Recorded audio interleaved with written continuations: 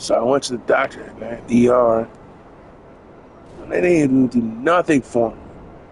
I have like a bum ass left knee, left leg. Said go to orthopedics, go to the primary doctor. They didn't say that. That's pretty much what that meant. They gave me some non-steroid inflammatory medication for it.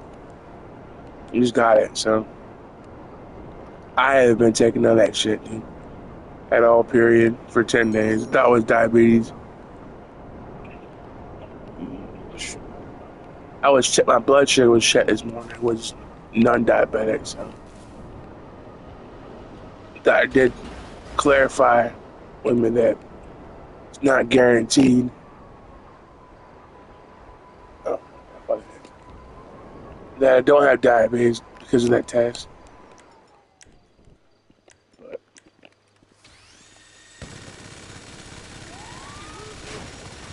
very, very, very, very, very,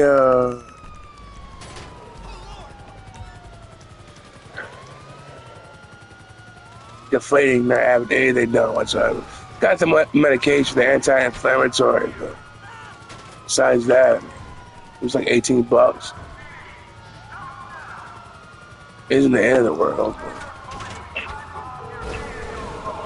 I took 2 pills when I was supposed to take one a day, 3 a day. I don't know. I'm tired of it. I took 4 Aleve this morning at about 11:30.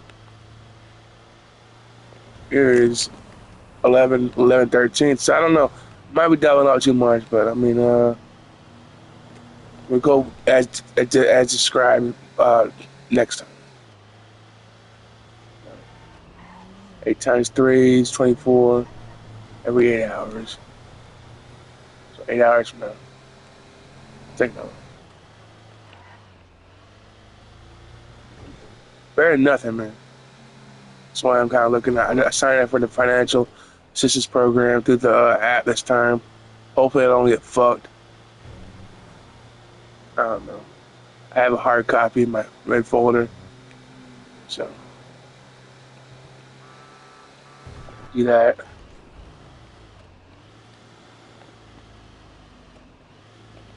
And no one even looks at my stream anymore on here. I mean, people do from time to time, but I don't know what I want on here. Why I'm doing this? One of my streams from like a few weeks ago was like 600 views. Like, what the fuck? Why? Weird. Waiting for Nikki to go live. He's live, but he hasn't started speaking yet. It's 11:15. So, I mean, I don't know. He has to go live at midnight again. He always does.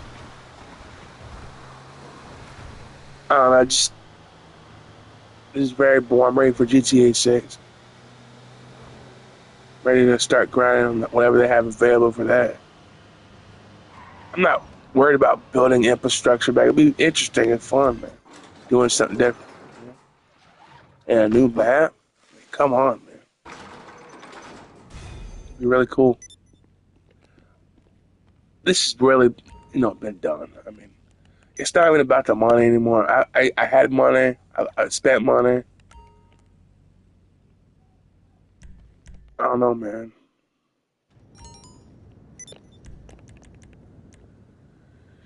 I don't know, man.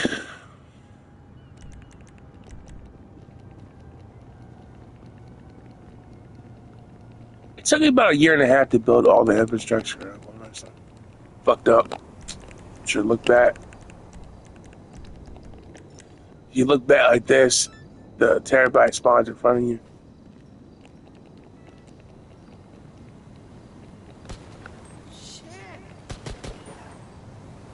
Like how it claps. Oh, someone just came in and left. I'm here still. So depressing.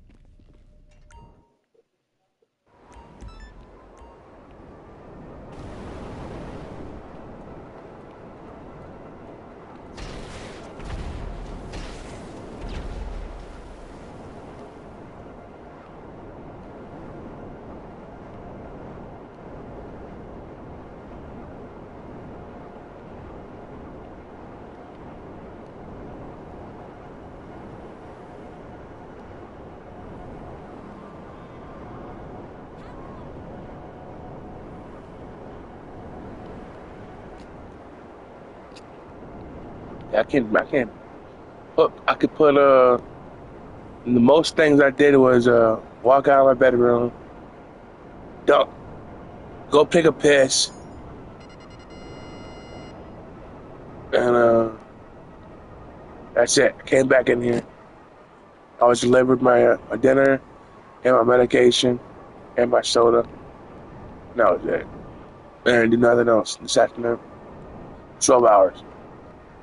So, just for taking that, I'll leave, really, because it wasn't this anti-inflammatory medication wasn't here yet. Well, I would say 2% better.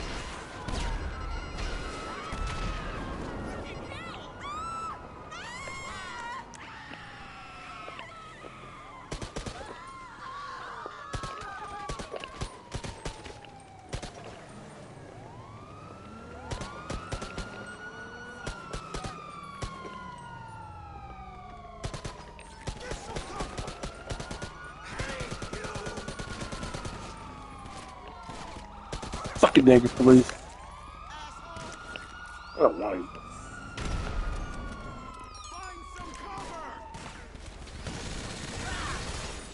Crap. That sucks. My fucking pressure's gone now. Damn it, man. I was LARPing. I just played the game. Didn't fucking. I was playing the game, but then to play the game, honestly, sometimes you don't need to fucking engage. Sometimes you just move through. It's already been seen. You kind of like it's almost like playing in the fucking puddles of the rain. You know, like, or you can just walk past it. That shouldn't be a problem. I'll have your personal vehicle collected. I was playing in the fucking puddle, basically. Yeah, life is short, man. That color is big as fucking that should be.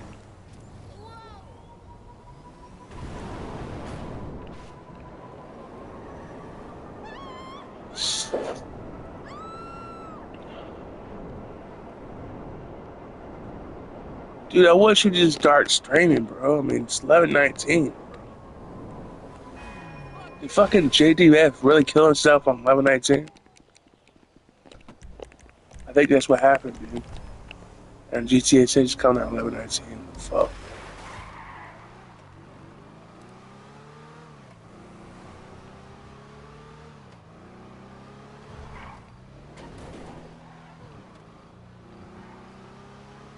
I think the teal color is definitely moved up. Red's cool, but teal's better. Teal's my favorite.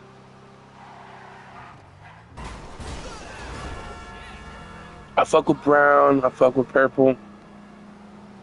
Hell no with orange. There's so many years I went straight into invite only and public and friends only lobby. And I had orange. Didn't go to the lobbies at all. They had orange years. At least a year and a half solid. Like, not even grinding. Not even fucking playing the game. I'll play the game from time to time, believe me. But not even playing the game, bro.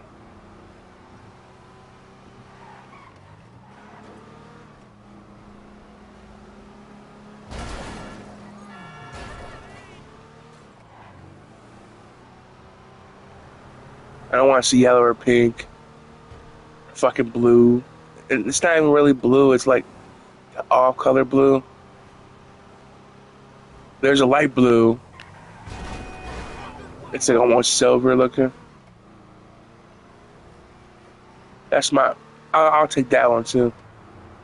I take brown, purple, and light blue, and red, of course. I like teal the most though. Teal's my number one.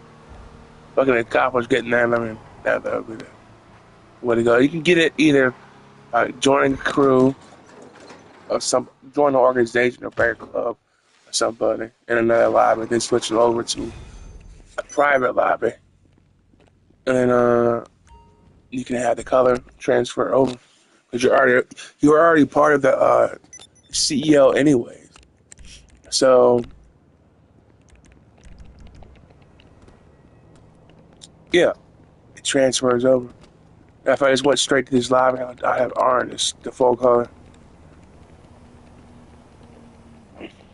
I can't stand it. Like all the icons are this color. So when you're on the map, all the icons in that color it's so peaceful. I can't stand seeing orange, dude. I'll do it, but I hate it.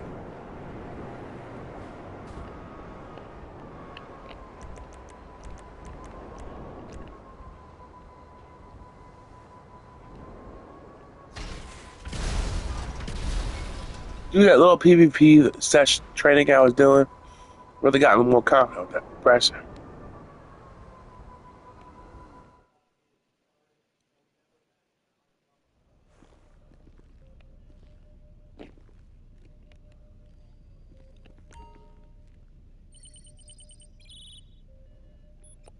Yeah, no more sugar, man. I've been meaning to fucking cut back on the bag, do away with the bag. It's just figure out something else to do with my time, my money. I don't know about my time, but my money definitely. Uh, I can't be consuming high volumes of sugar, man. Not just for my diet, but my fuck. It got my leg got inflamed because of it, dude. What the fuck, man? You know, it's taking a whole 10 days out of my fucking life, bro. I've not been normal. I thought I had neuropathy. I might have neuropathy. I don't know. I'll be honest with you, but the initial fucking 2026 doctors said I was inflamed. I need to take this medication. And I probably take care of it. I felt just a little bit better for taking the leave today. And I don't even need to go to the doctor for a leave, bro. I had leave here. So, this happens again. I don't know exactly where to go. Damn, man.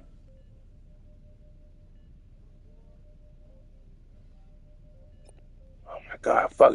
Donald Trump talking about Joe Biden, dude. I don't want to hear about Joe fucking Biden in 2026, bro. You didn't do shit, bro. Like, everything's fucking undone. Everything's, if it's not a little worse, it's about the same, bro, as it was last year. Like, he's claiming he did all this dumb shit. Maybe he did it for the fucking corporate elite, but not for me. But I haven't changed at all, bro.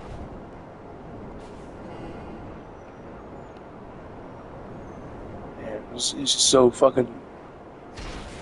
It's so fucking. It was so crazy being in a little bit in society today. I've been in society at all, dude. It's crazy the amount of time. I mean, the calendar year of 2025 and 2026 now. I don't think I went out on the side except for to Walmart or the Food Lion like a handful of fucking times. And even in 2024, I went out to vote. Like, I don't know. It's been bad for years. A bad 3 years. 3 solid years of not doing shit. But I got good news today. All the things that happened today, I got good news. I got I lost about 80 pounds since April last year. And it showed, man. If I have a little inflammation, it's warranted, man. Being a heavy ass motherfucker, slinging the hammer at this fucking problem. Like Thor slinging his hammer at the fucking at the enemy, bro. I fucking accomplished it. And I saw I saw a mailbox, bro. That was something that I didn't expect to do necessarily again. I don't expect to do an industrial again. Industrial walk. I could see myself doing it. I can't say never, never say never. But it's like, damn, bro. I just don't. It's gonna be hard to fucking imagine. Definitely can't have this information shit pop up and creep up, dude. And it's not even a knee problem. Knee's fine. I don't know, for, a 34-year-old person, heavy fucking, bodies that's been crunched on it for 20 fucking years plus, at least. I was 14, I started getting really heavy. Really heavy, really. I've been about 300 pounds at least since I was in fucking 7th grade, 13. About 20 years. A little over 20 years. Heavy fucking weight on my body. Yeah. I had deep vein thrombosis in '09. I was 17. Bounced back from that one. Tore my compression stock. It did for like about a decade. I might have to wear it again. I don't know. But right now, I don't. Not smoking is definitely helping out. I was smoking whenever I had that problem.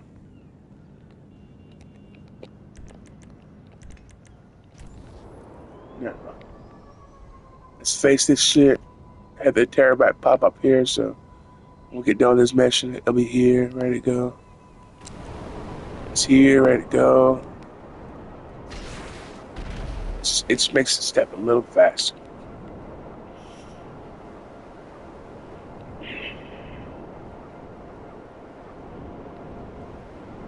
When I monitor his fucking leg, and when it unfreezes, bro,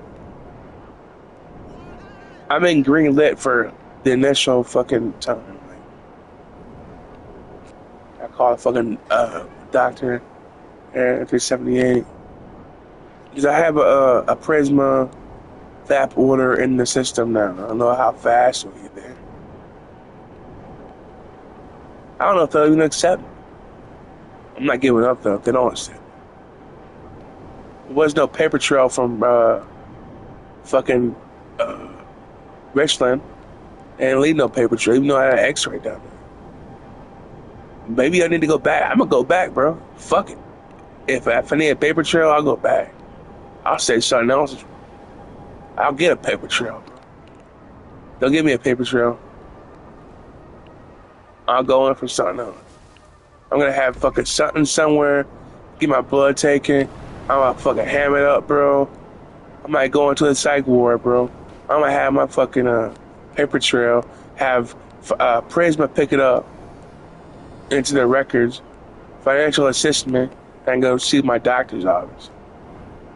I had to cancel my fucking Christian Baker just because my chart's locking the system up to where I can't go anywhere else. They ain't explain that to me. I need to have a primary care physician now, not 6 months from now, bro. Ideally, 7 months from now, not 6. It's in October, bro. Might as well be 6 months, but 7 months now.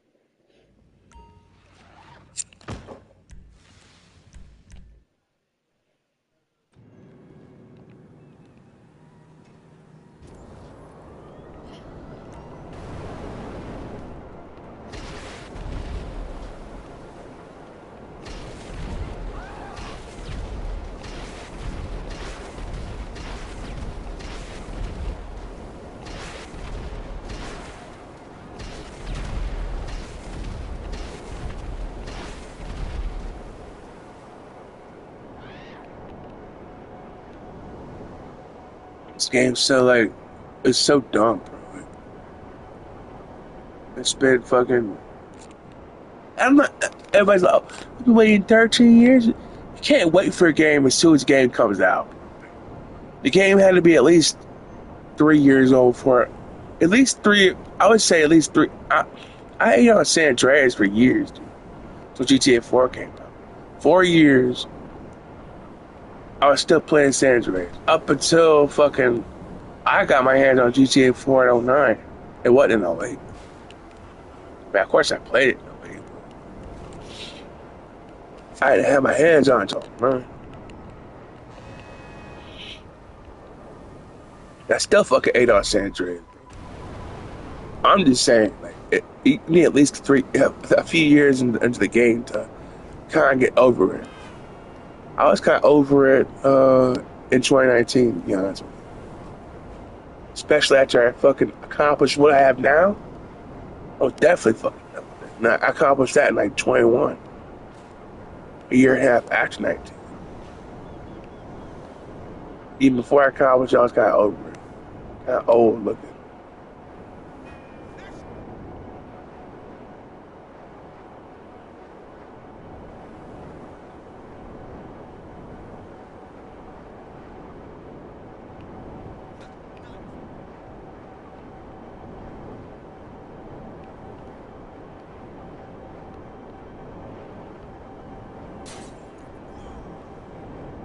So it's terrible. The most terrible before it gets better. Today was a really bad day as far as my life. I got through it though. I stood up when I needed to stand up. I got to where I needed to go when I needed to go somewhere. It wasn't debilitating like it could have been. It could be that way for a lot of people in this world. It is that way for a lot of people in this world. It's not that way for me right now. It's pulsating a little bit right now, but it's not pulsating as much because the fucking medicine, bro. Medicine's taking care of it.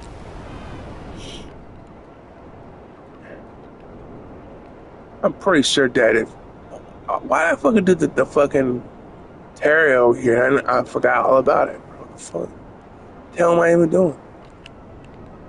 Just living my life, dude. Just calm down, man. Just started grinding here. 11:34. It's past the fucking. It's gonna be the 11. Fuck yeah, dude.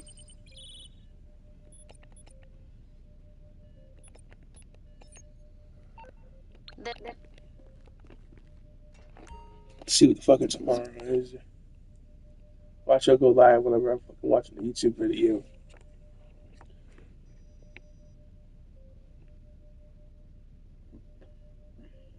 Yeah, show your tits completely, bro.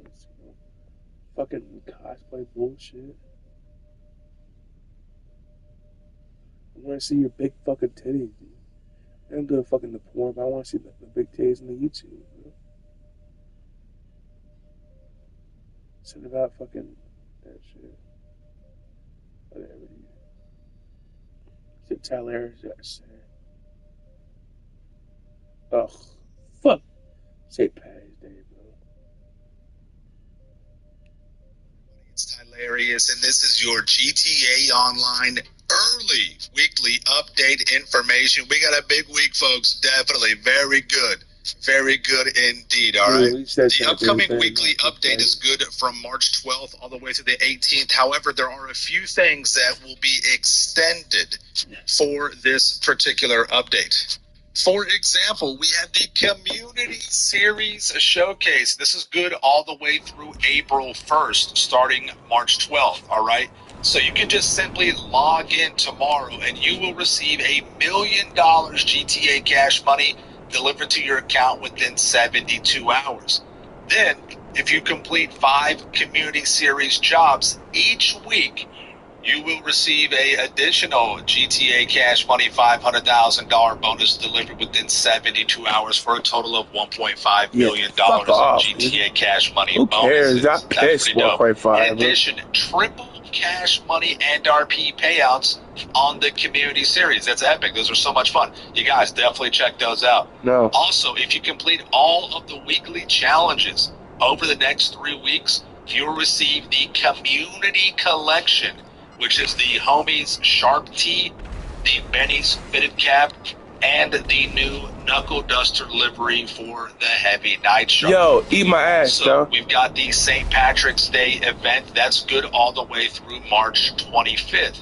All right, you just simply need to log in and you receive the Blarney's Festive Beer Hat and the Blarney's Stout Tea. Some of you may already have this. That's fine. If you do not, this is a perfect chance to get this. Very good. These are the seasonal little gifts and rewards that you can get. So make sure you log on to claim those. Also, there is the new Lucky Clovers and Golden Clovers collectibles, which I previously talked about, and you'll be able to unlock a really cool outfit. Talk about the money, you son of a faggot. All right, let's get back into this particular week's bonuses, and it's Import-Export Week. That's epic. Double cash money NRP on vehicle cargo sell They've missions. done this 3 We got times, this special cargo, cash dude. money NRP on the Ron contact missions. You know me, I love the contact missions. They're so much fun. Great payouts on both those. Import-Export, getting double cash money at RP. That's huge. That's epic. That's great for your career progress. Oh my gosh. You guys, time to grind out on the Import-Export. It'll be a lot of fun. Very Fuck GTA with this business. I don't care, dude. That shit's so Also, your weekly lame, challenge, man. you're going to win 3 races. You'll earn $100,000 GTA cash money. God Loving damn, that. bro. For your FIB priority file, it's the Project Breakaway file. Your salvage yard robberies. First, you got the podium robbery for the BF Weevil. Then you got the cargo ship robbery for the Vapid Dominator GTT. And then the Duggan robbery will get you the Enos Paragon R. For your discounts this week, we got some good ones, and we got some free content for you, all right? LSIA Vehicle Warehouse, free. BF Ramp Buggy, free. I mean, come on, pick it up. Love that. All right. Then we also got 50% off the executive offices for your properties. Big time to go ahead and either move locations or get involved with the CEO business. You should be doing that ASAP.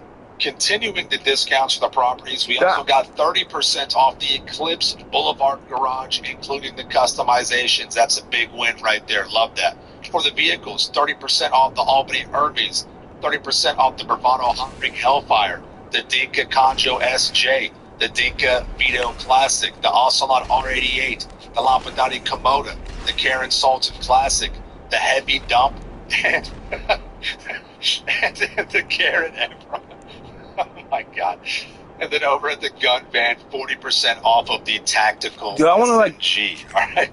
The fucking behead this motherfucker, bro. will be the Albany Brigham. Your Ellis Carby prize rider with the Karate. I want to Allah Akbar this motherfucker, bro. Top 5 in Ellis Carby Series race for 4 days. Niggas like Bart in the bathtub, bro. All right. Come on. Anyways, all right. The Heavy Dump, I love it. Okay, let me get through this. All right. Anyways, all right. Quiet. Shut up. All right. Over at Simeon's showroom, you got the Dinka Gesture. I want to burn his family alive in a fucking house fire, dude. The Nagasaki Hot Rod Blazer and the Weenie Dynasty. Over at Luxury Autos, the Grotti GT750 and the Inverto Coquette D5. Your HSW test ride vehicle is the Prince Spade Devasty 8. Your standard test ride vehicles, you got the Volker Warner, the Western Cliffhanger, and the Dinka Barris. All right, your HSW time trial will be North Chumash to Palomino Highlands. Standard time trial will be the casino, and then your premium race is business trip, all right? So epic week this week, really cool stuff. You got some scavenger hunts. We got the community series event. We got the St. Patty's Day event. I'm still hung up on the Heavy Dump. That's great. Oh, my God. Anyways, awesome week, right? If you guys got any questions, leave in the comments down below. Stay tuned for tomorrow's official GTA Online weekly update video. I'll have that for you guys as well. Cover any changes that are going on as well. All right? Thank you all so much for watching. We'll see you in the next one. Peace out. Yeah. Hello and welcome to your weekly update and Rockstar news. This week we have a new event week revolving around the creator community. Rockstar invites you to get a bit of combat and racing in face-to-face colors, a best-in-class transform race shared by the creator, Chris himself. Furthermore, if you log in before April 1st, you will straight up just receive $1 million within 72 hours. If you then complete 5 community series jobs, you will receive an additional $500K, and you can do this for the next 3 weeks. In other words, you can get 1.5 million from doing 15 community series jobs. Also, if you complete all weekly challenges over the next 3 weeks, you will receive the community collection, which is the Homie Sharp Tee, Benny's fitted cap, and the new Knuckle Dust delivery for the HVY Night Shark. This week's weekly challenge is just to win 3 races, which earns you $100,000. St. Patrick's Day is March 17th, and to celebrate, through to March 25th, there are new Lucky Clover and Golden Clover collectibles. These balloons get you cash and RP, and getting all 25 Lucky Clovers gets you the Lucky Clover outfit, and getting all the Golden Clovers gets you the Golden Clover outfit. You can also just log in to receive the Blarney's Festive Beer Hat and Blarney's Stout Tea. There are more bonuses this week, as we're getting 3 times rewards on the Community Series, with 6 times for GTA Plus members, 2 times rewards on vehicle cargo sale missions, and 4 times rewards on Ron Contact missions. What?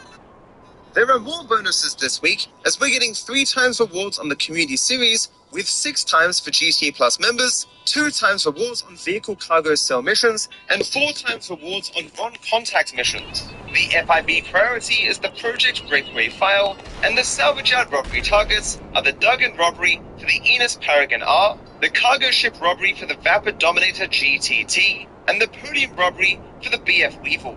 Sadly, none are claimable.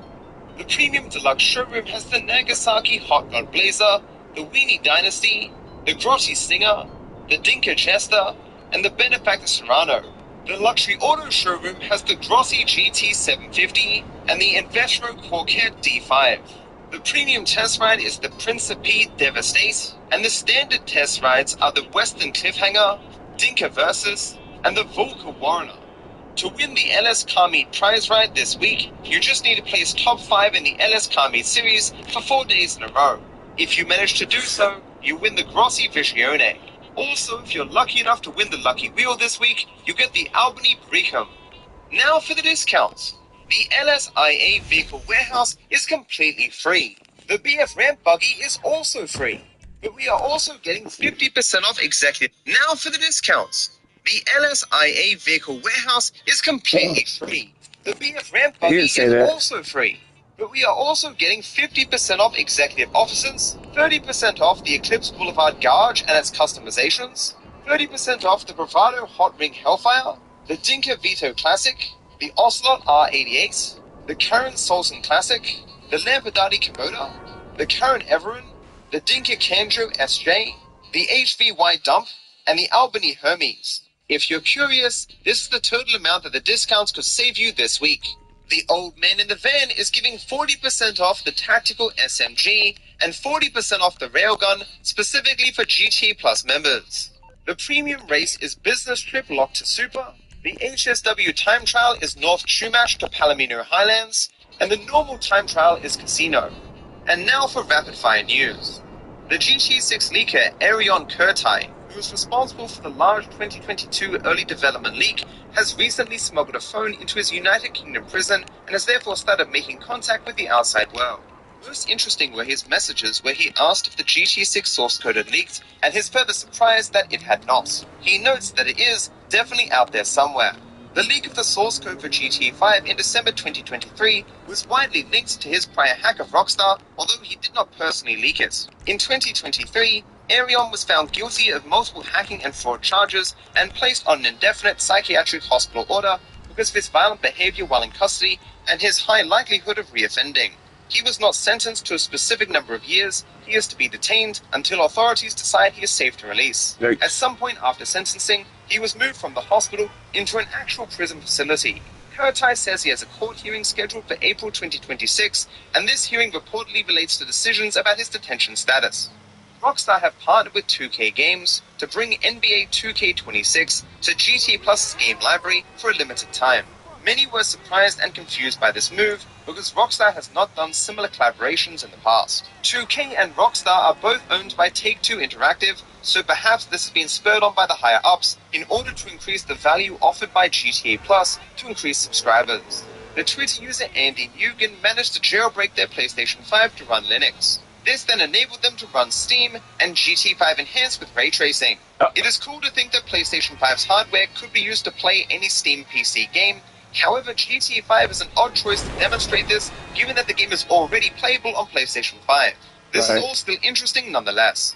Rockstar are required to introduce age verification for GTA Online users in Australia due to the game being rated R18+, and the implementation of new age-restricted material codes under the Online Safety Act. It is not yet clear when Rockstar plans to verify the age of GTA Online users from the region, and the law allows for multiple methods, including government ID upload, credit card verification, facial age estimation, and third-party identity services. Whether this will be handled by Rockstar themselves, at the platform level via Sony, Steam, or Xbox, or through a third-party provider, remains unclear. It would be interesting to know what portion of the GTA Online player base is under the age of 18. Everybody. In the current year, as I imagine the average player age has done nothing but increase as the game has gotten older. More importantly though, this doesn't just affect people under the age of 18, as everyone has to verify themselves to confirm that they're not under the age of 18. While I don't think that very young should be playing GTA Online, this change does represent security and privacy concerns. The new CEO of Xbox has announced that their new console, seemingly named Project Helix, will be a console-PC hybrid. It will reportedly lean in both Xbox and PC games. Fuck out of It seems here. unlikely that this will release before Some GTA 6, bugs and which means shit, the bro. PS5 Pro still the best device for the game. If Microsoft planned to refresh their console, I think it was a mistake that they didn't do it before GTA 6. The American rapper Baby Keem recently released a song called Good Flirts, where they referenced the famous Lamar roasting Franklin scene from GTA 5. Don't pop your attitude with me, man. I'm out here trying to help you. Don't hit me because I'm beautiful, nigga. Maybe if you cut that goofy ass haircut you got, you get some pictures on it. Better yet, maybe till you should throw me on dog ass. You should stop fucking with that brain surgery, and I'm calling you at the age. Fucking with you. Fuck out of here, man. The GTA YouTuber Dark Viper AU recently visited many of the iconic locations of GTA 4's Liberty City, which is based on the real-life city of New York. They visited Trinity Church, which inspired Suffolk Church, which is where Roman and Mallory get married, Brooklyn Bridge, which inspired Broker Bridge, Central Park, which inspired Middle Park. This is specifically Bethesda Terrace, which is fairly recognizable in the game, the Metropolitan Museum of Art, which inspired the Libertonian, the Statue of Liberty, which inspired the Statue of Happiness, the Manhattan HSBC branch, which inspired the Bank of Liberty, as well as the hot dog stands, which inspired GT4's healing stations, and New York's taxis, which inspired GT4's yellow cars. He is continuing to travel and is presently in Finland. Oh, my asshole, dude. Last week pointed out that I occasionally mispronounce car names. I honestly think I get them right 99% of the time, but whenever I am unsure, I Google Digital Car Addict and the vehicle name. This always brings me to one of his car mod videos, and I can hear him say the name at the start. I of course don't look up every car, but some pronunciations are really surprising to me. Next week, we will be starting a new segment called Clip of the Week. I want you to submit your best GTA clips from your time playing to my Discord. You can only submit one a week, and I will pick the best one each week to show in this series. The winner will be given a Great White Shark card, which is 1.5 million in the game. Best of luck to you all. That's all for now. Thanks for watching. I will see you next week. Dude, he did a power punch. He really does good on his fucking... He's gonna try to, like, sparse it out like fucking Tyler Harris, bro. Get the fuck out of here, bro.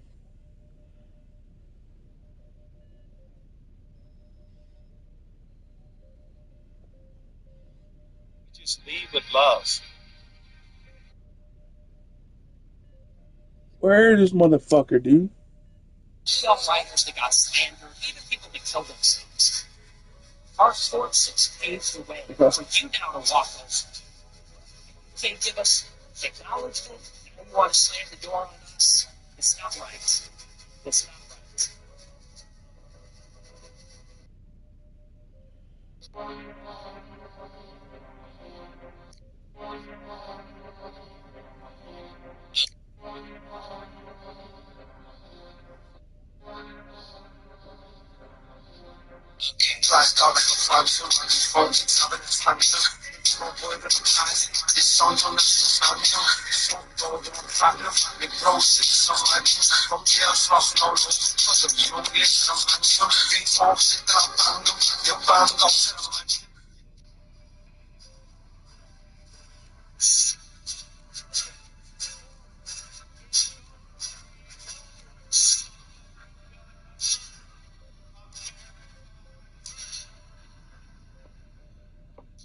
Good evening, I'm everybody. watching Watching that America accent watching First. the My name is video. Nicholas J. Fuentes. We have a great show for you tonight. Very excited to be back here with you tonight on Wednesday. We have a lot to talk about tonight. Lots to get into. Big show. The Jews. But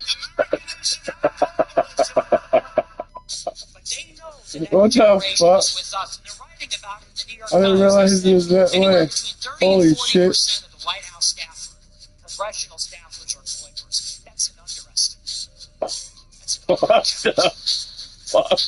It all means nothing if we don't get our people in office, if we don't get our people in government. And that's why I tell coiffers, don't let them put your name on a list. We're off to a great start. $20. Off to a I've great been start. watching you for a year now, and I just want to say thank you. I tune every single day and can't stop. Amazing. So 10% $20. Amazing. Best coverage of Operation IPAC.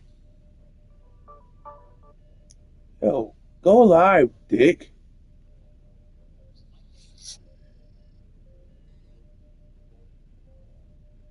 Go live, you dick.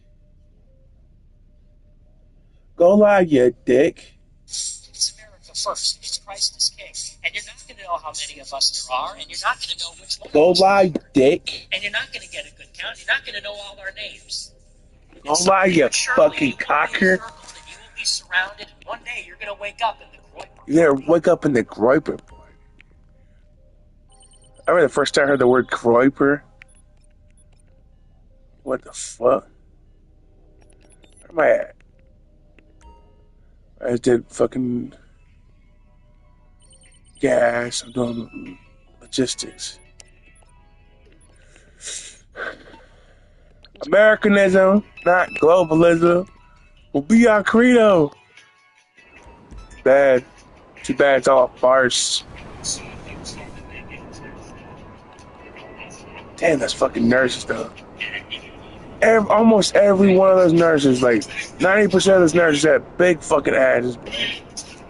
Big fucking asses, bro. They're so fresh faced, bro. Fucking crazy. I knew they were younger than me. I'm completely younger than me. I'm fucking over 30, dude. They're like under 20. No, they had to be over 20, bro. Like under 30, definitely. Like at least 10 years younger than me. At least.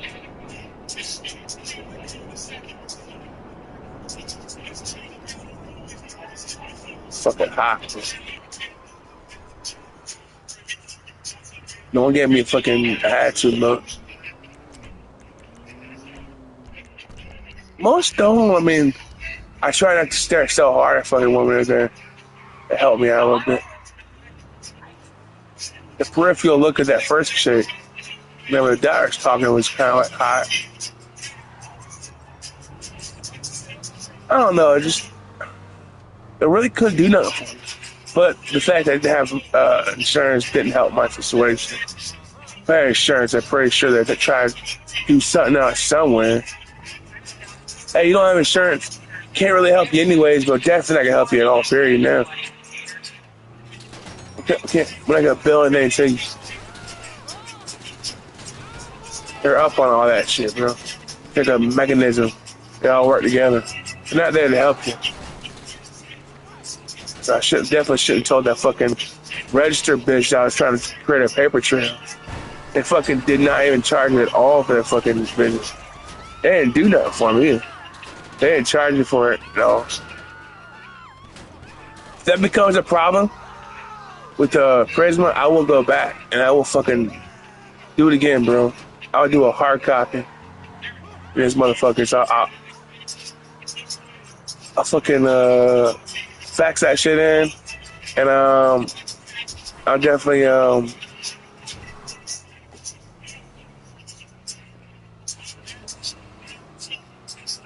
don't know.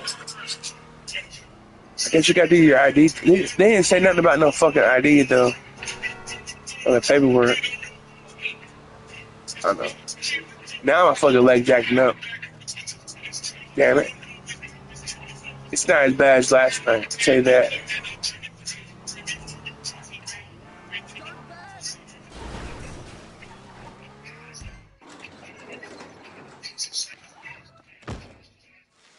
Yeah, I saw the shit next time. You know, that really good.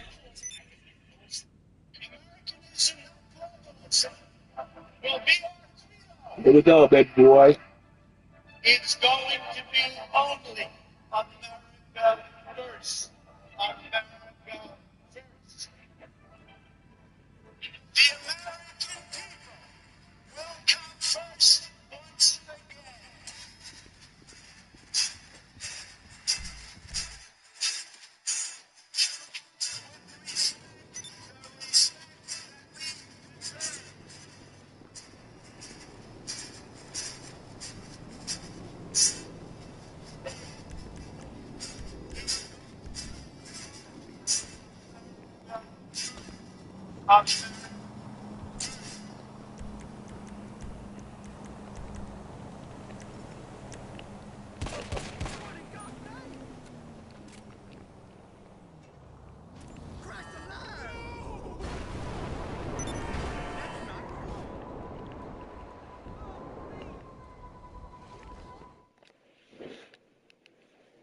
Okay, Boomer.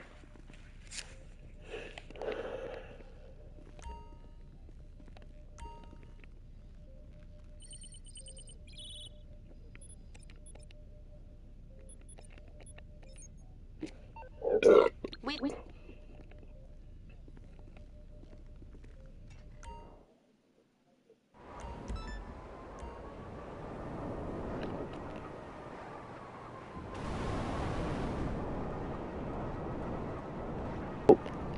Drones in California? Are you fucking serious? Dude, no one gives a shit, dude.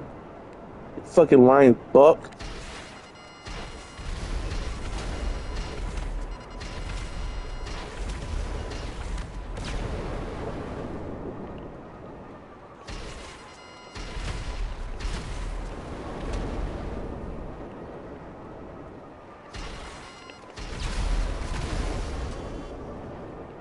Come on, start the damn show, motherfucker.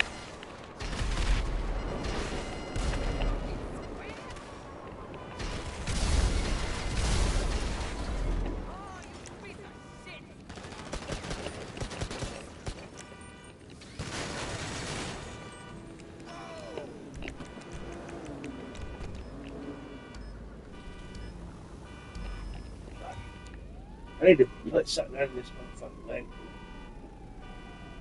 Get it padded, get it fucking elevated, do something. This shit's stuck. I'm tired of it. Feels like I just had enough. Oh, shut up.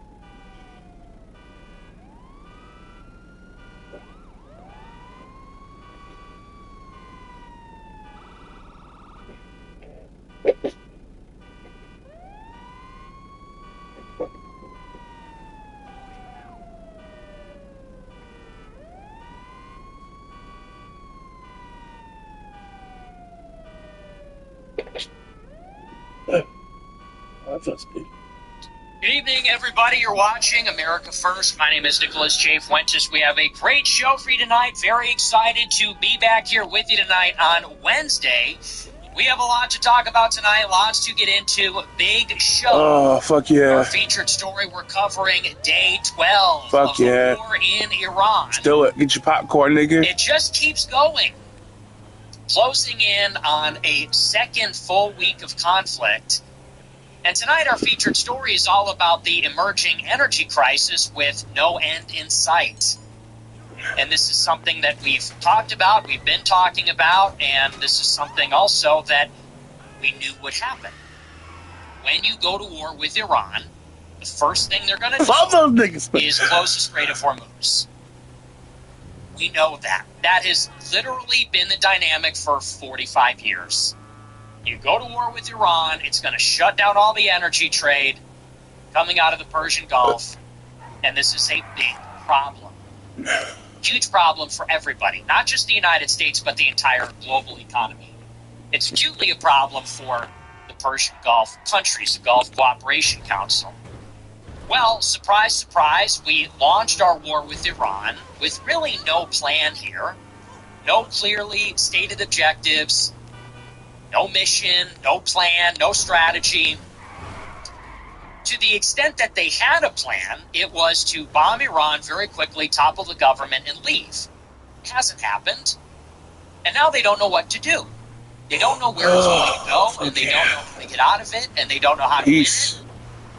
What is happening in the meantime is that the Strait of Hormuz remains closed, and there is literally no end in sight to this crisis. Today, just today, Iran began mining the Strait of Hormuz, meaning putting sea-based explosive mines in the very narrow Strait of Hormuz. They say that at least 10 mines were deployed, but it could have been more. These are very expensive and time-consuming to remove, very destructive and damaging for U.S. naval assets. At the same time, Iran launched ballistic missiles hitting 2 tankers in the Persian Gulf and also striking oil infrastructure in Bahrain and Iraq. So we've hit Iran with everything we have. We hit them with everything we got. 3,000 targets inside of Iran. And we sunk over a dozen of their ships, and we destroyed their regime targets. The supreme leader, we blew up all their ballistic missile launch platforms. There are estimates that we destroyed 85% of their missile arsenal. More. But day after day, Iran is still launching drones, missiles, and now mines to shut down shipping in the Persian Gulf and the Strait of Hormuz. And as long as the war goes on, the strait remains closed. As long as the strait remains closed, the world economy is on the brink of collapse. And the only thing that's holding that off is the release of oil from strategic oil reserves all around the world. In the United States, they just made the decision to open that up, 200 million barrels of oil.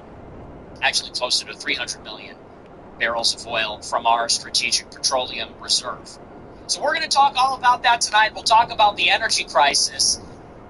It is just a disaster. There's no other word for it. This is just a completely unmitigated disaster. It's a catastrophe. Not to be overly negative, but I don't know what the positive angle is here. Totally preventable, foreseeable, and yet we walked into it all the same. So we'll talk about that. We're also going to talk tonight about some new polling. This is maybe the worst part about it. All of the opinion polling and surveys show, and this might surprise you, or maybe it won't, but the number one demographic that supports the war in Iran is actually self-identified MAGA Republicans. So when you break it down, it's anywhere between 25 and 40% of the overall American public that supports the strikes, depending on the poll that you're looking at. At the low end, it's around a quarter. At the higher end, it's about 2/5 public support. But the demographic cohort that supports the war the most is actually MAGA Republicans. Would you like to know how many MAGA Republicans support the war in Iran? 80%. 90%. Yikes. 90% of self-identified MAGA Republicans support a war in Iran. Now, during the 2024 election, I warned about this. When I predicted that Trump would plunge us into a war with Iran, one of the problems with this, I said even then, is that it may be inevitable that we go to war. Whether we get Kamala, whether we get Trump. But the acute problem with Trump bringing us to war is that because it's him, everyone's going to support it. All his supporters will support it. Arguably, more people objectively will support it overall, in absolute terms, if Trump is the one that brings us there. Why is that?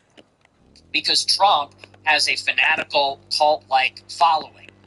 Because a Trump victory will breed complacency. It will re-entrench the establishment and the system. Come on, man. It will rebuild their credibility and trust in the institutions. Oh my God. Had Kamala taken us to war, who would buy into that? Damn it.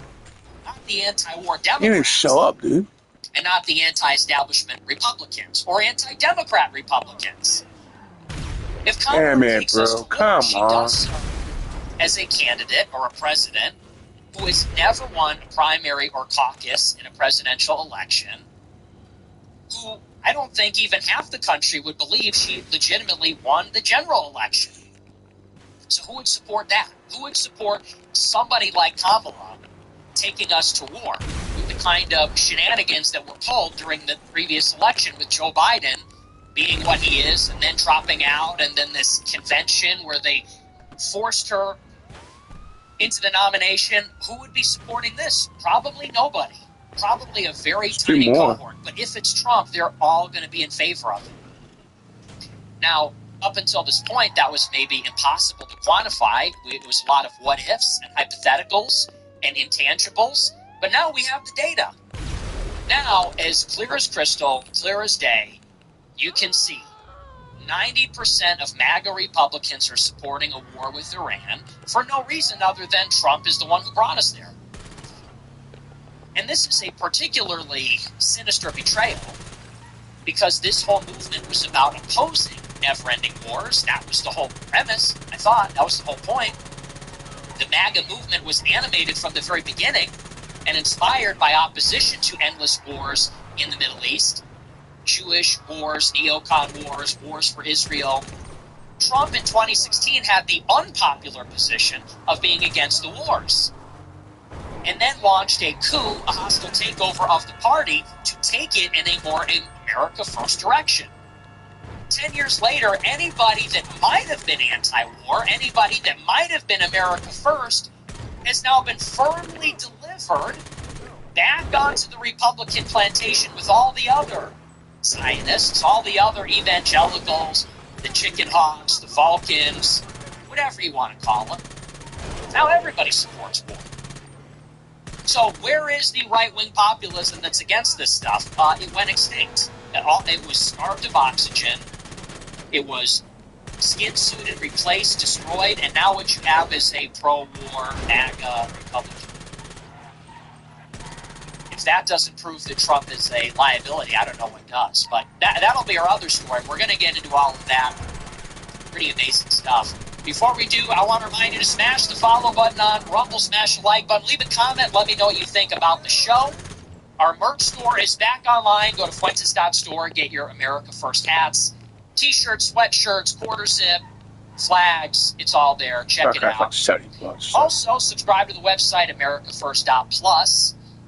If you're a super fan, want to support the show, you want more content, $15 a month to get access to the archive. We have the show in an MP3 format, an RSS feed, MP3 downloads, superior video player. It's all there. And if you want to join the $100 a month club, you get to be in a group chat with me. Can you watch live? I'm in there every day this week, dropping little voice notes and giving information, answering questions, just chopping it up, hanging out. So check that out as well if you can handle it. I don't know if you can handle it. Some people clearly can't. Some people go in the group chat. They say the dumbest shit of all time, and I get mad because I have very little patience these days. And then they crash out. I don't want to give any examples. I don't want to call anybody out, but it's look, the group chat, it's a pretty mixed bag. You got a lot of annoying people in there. I try not to get annoyed. Sometimes I crash out on them. But the bonus is really that you get all this extra content. Probably every day or every other day, there's another 20, 30, sometimes 40 minutes worth of content in there, voice messages, other things. So I think it's worth it. Check it out, AmericaFirst.plus. Okay, with that out of the way, we're going to dive in. I actually have one other story for you. Before we get into the main stuff, I just want to follow up on the story from yesterday.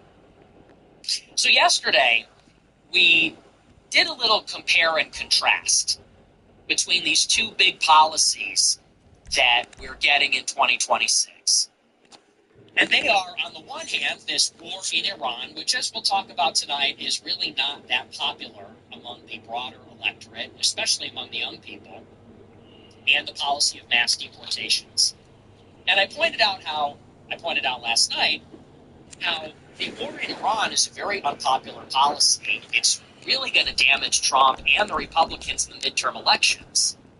Not just because the war itself is unpopular, but it will also have ramifications in the country. There is this energy shock, which will cause inflation.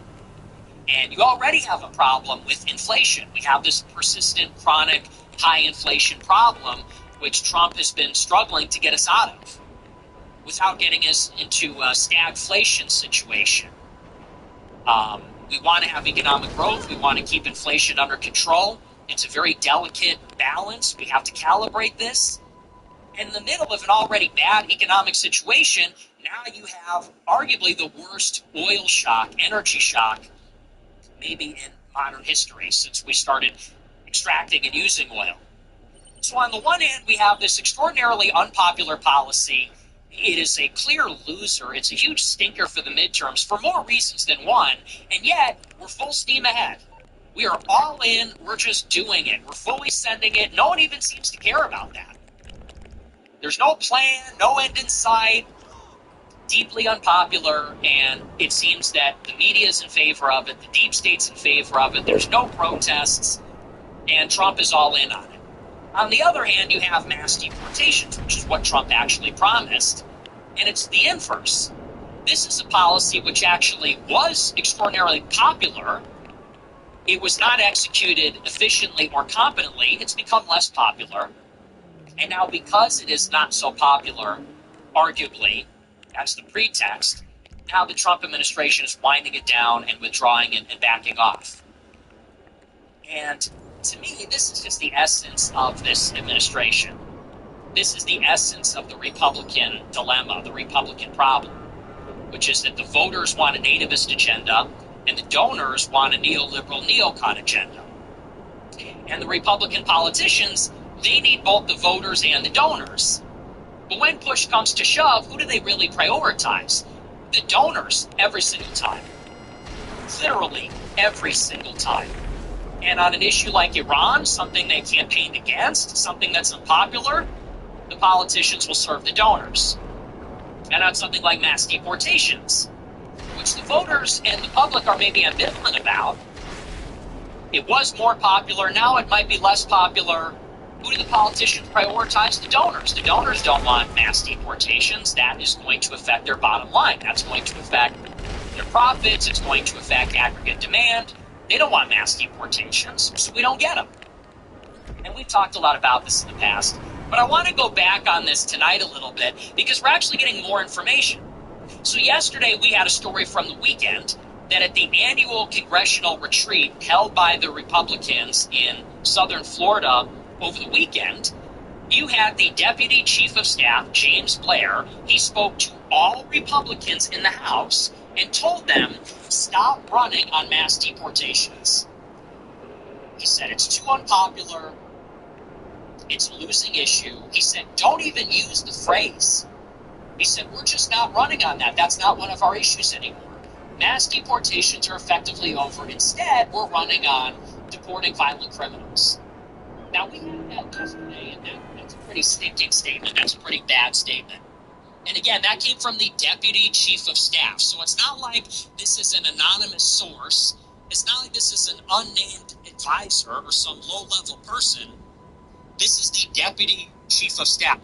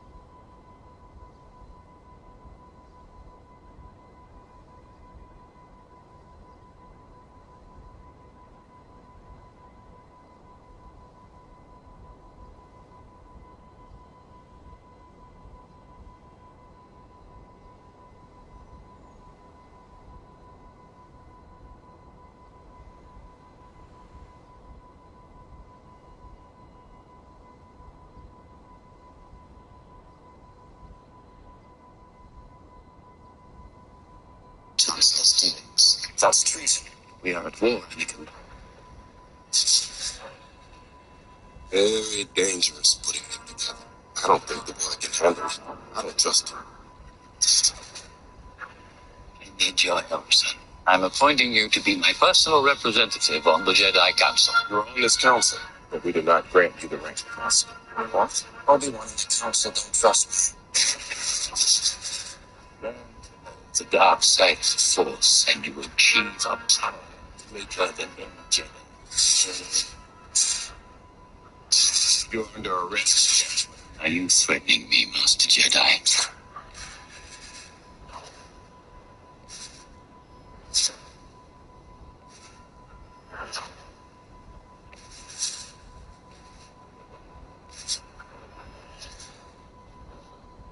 Every single Jedi is now an counselor of conviction. Say that. It's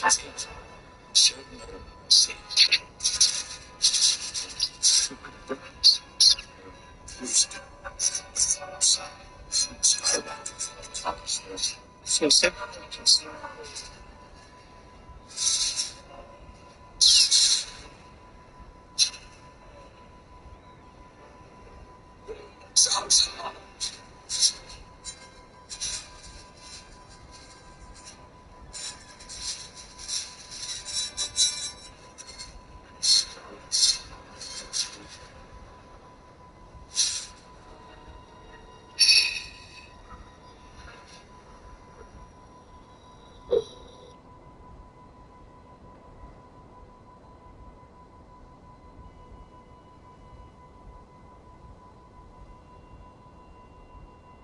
Yo, bro, I don't even know what's going on, but nigga, I'm trying to go to your bathroom and look, nigga got 12 in here playing.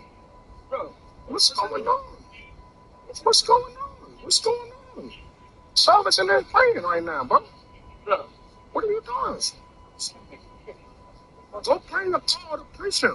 This ain't no fucking moss, nigga.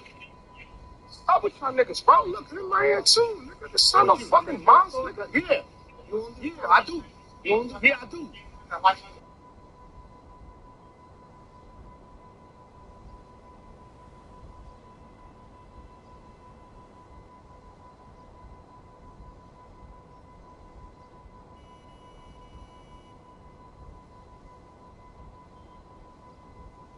don't care if you they just spell like this thing or something. Sanctuary cities, and for a law preventing undocumented immigrants from getting Come on, man. commercial driver's licenses. Mr. Trump scarcely mentioned deportations or border security as he rallied the party, making a central policy demand a law focused on restrictions on voting and restrictions on transgender Americans.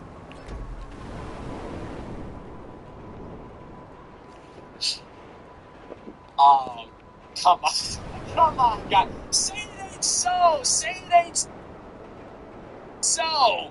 MAGA hat stays on. Look at me. I'm a Trump supporter.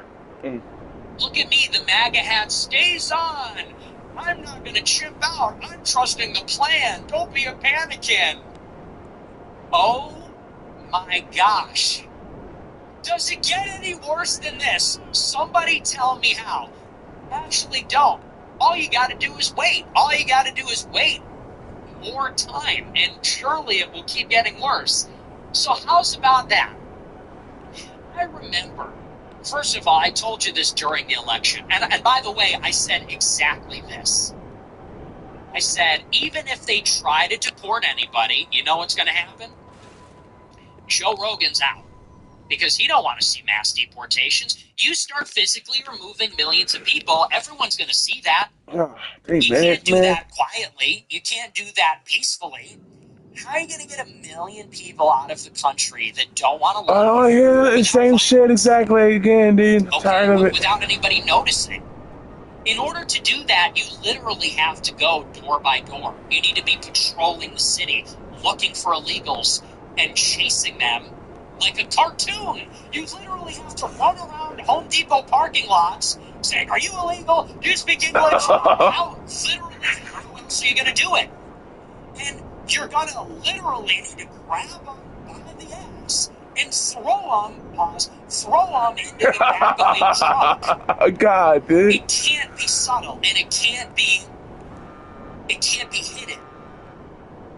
If you want to get 1 million people out of the country per year at a minimum, you're going to need to be driving the paddy wagon around the biggest cities in America, throwing dozens of Mexicans into the back of a truck, saying, "Where's your citizenship? Where's your..." Like, that's just what it is. And people are going to freak out, and people are going to say, "Hey, this is too far." And liberals are going to throw themselves under the treads of the tanks, and their heads are going to explode, okay? You're going to get lesbian poets and male nurses that are totally insane, and they're going to want to be martyrs, and they're going to throw themselves in front of the paddy wagons filled with Mexicans, and their heads are going to explode when they get run over. Fuck yeah, dude. And it's going to be on TV, and everyone's going to freak out. It's going to be awesome. That's what you're in for, obviously. How else is it going to happen? Are you going to teleport them? How else are you going to do it? Like, that has to happen. So, obviously, a guy like Joe Rogan doesn't have a stomach for that. Nope. Nobody does. Liberals don't. And Hispanics don't. So I said, we're going to get to the midterms. It's going to be 2018 all over again. Kids in cages. It's the Gestapo. Trump is literally Hitler. And because Trump is a cuck, because he is a pussy, he is going to totally back down. He will respond to public pressure. He'll respond to the bad favorability and approval numbers. He will cave to the Republican conference. They will beg for mercy. Republicans were already fighting an uphill battle to keep their majority and not lose a ton of seats just because of systemic factors, historical factors. They're going to plead with Trump. We need relief from this. Politically, we're hurt by this, and Trump is going to fold. I said he's going to fold because But it's okay to go Hispanic to voters. war. We're losing the Fuck it. podcast bros. Wall Street and little tech won't stand for it. That's exactly what happened. That is exact. We can now say, as of today, that Wow, has broke happened in the 16 past million. tense. Because I actually got insider information. Insiders, bro. I actually got insider information straight from Homeland Security itself. You know what the new policy is? And okay, this is from inside the admin. You want to talk about our guys in the admin? This is from people in the admin.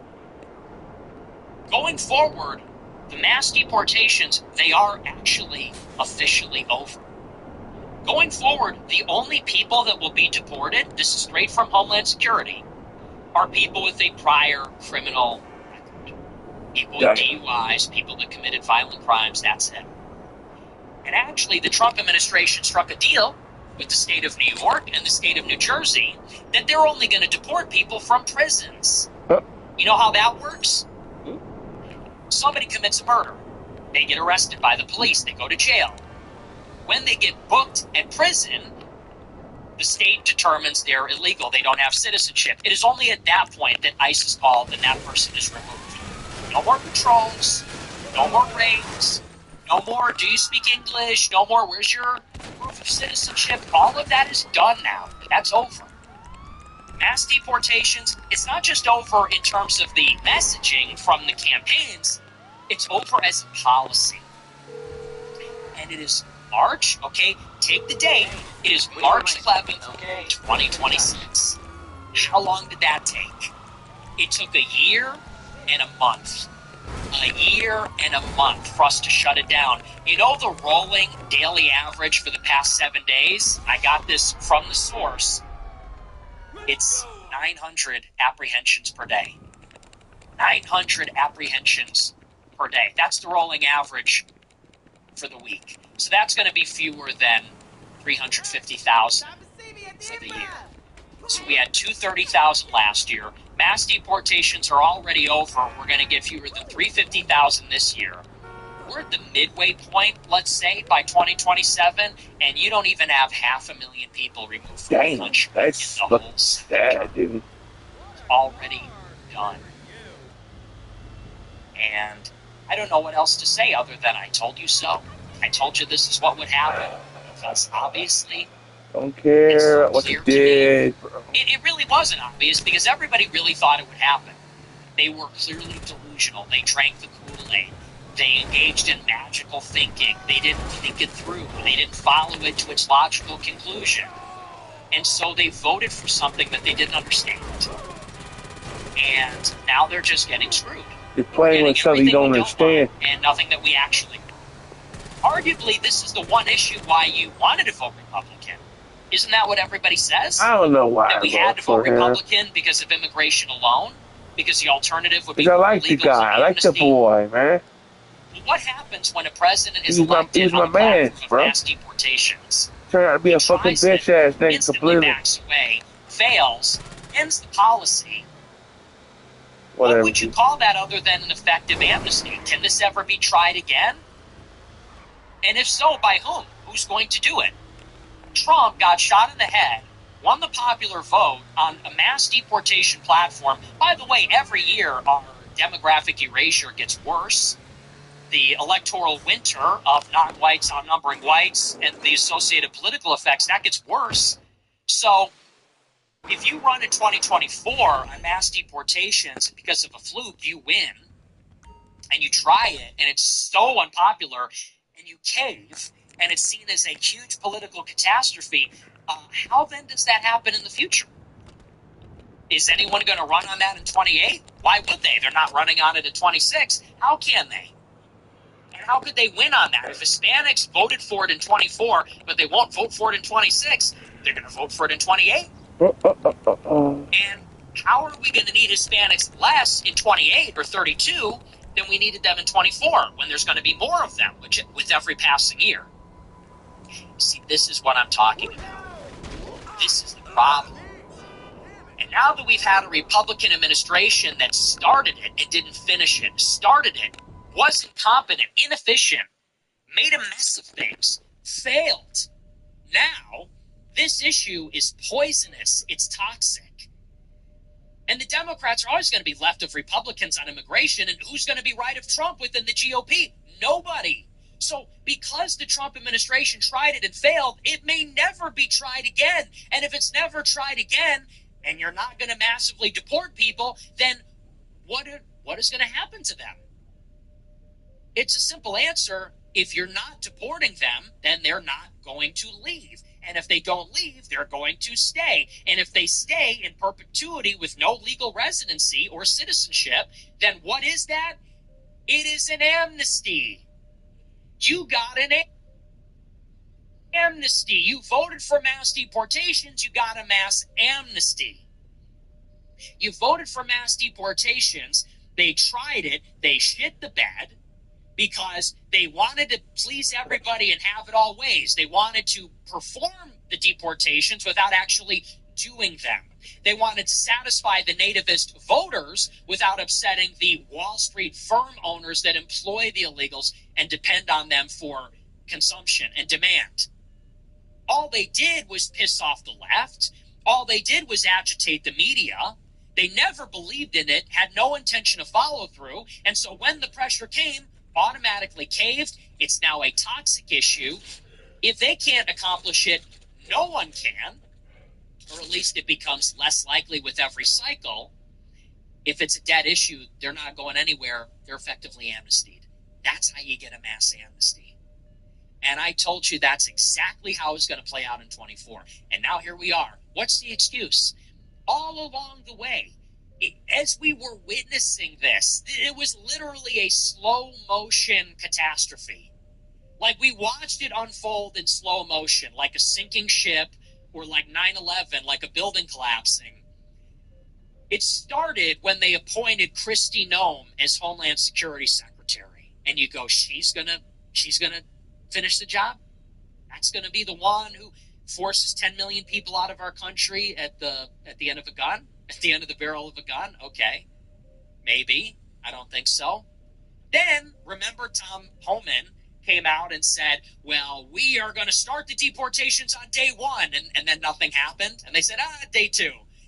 And then on day two, they only arrested 300 people. I think they arrested like 205 or something.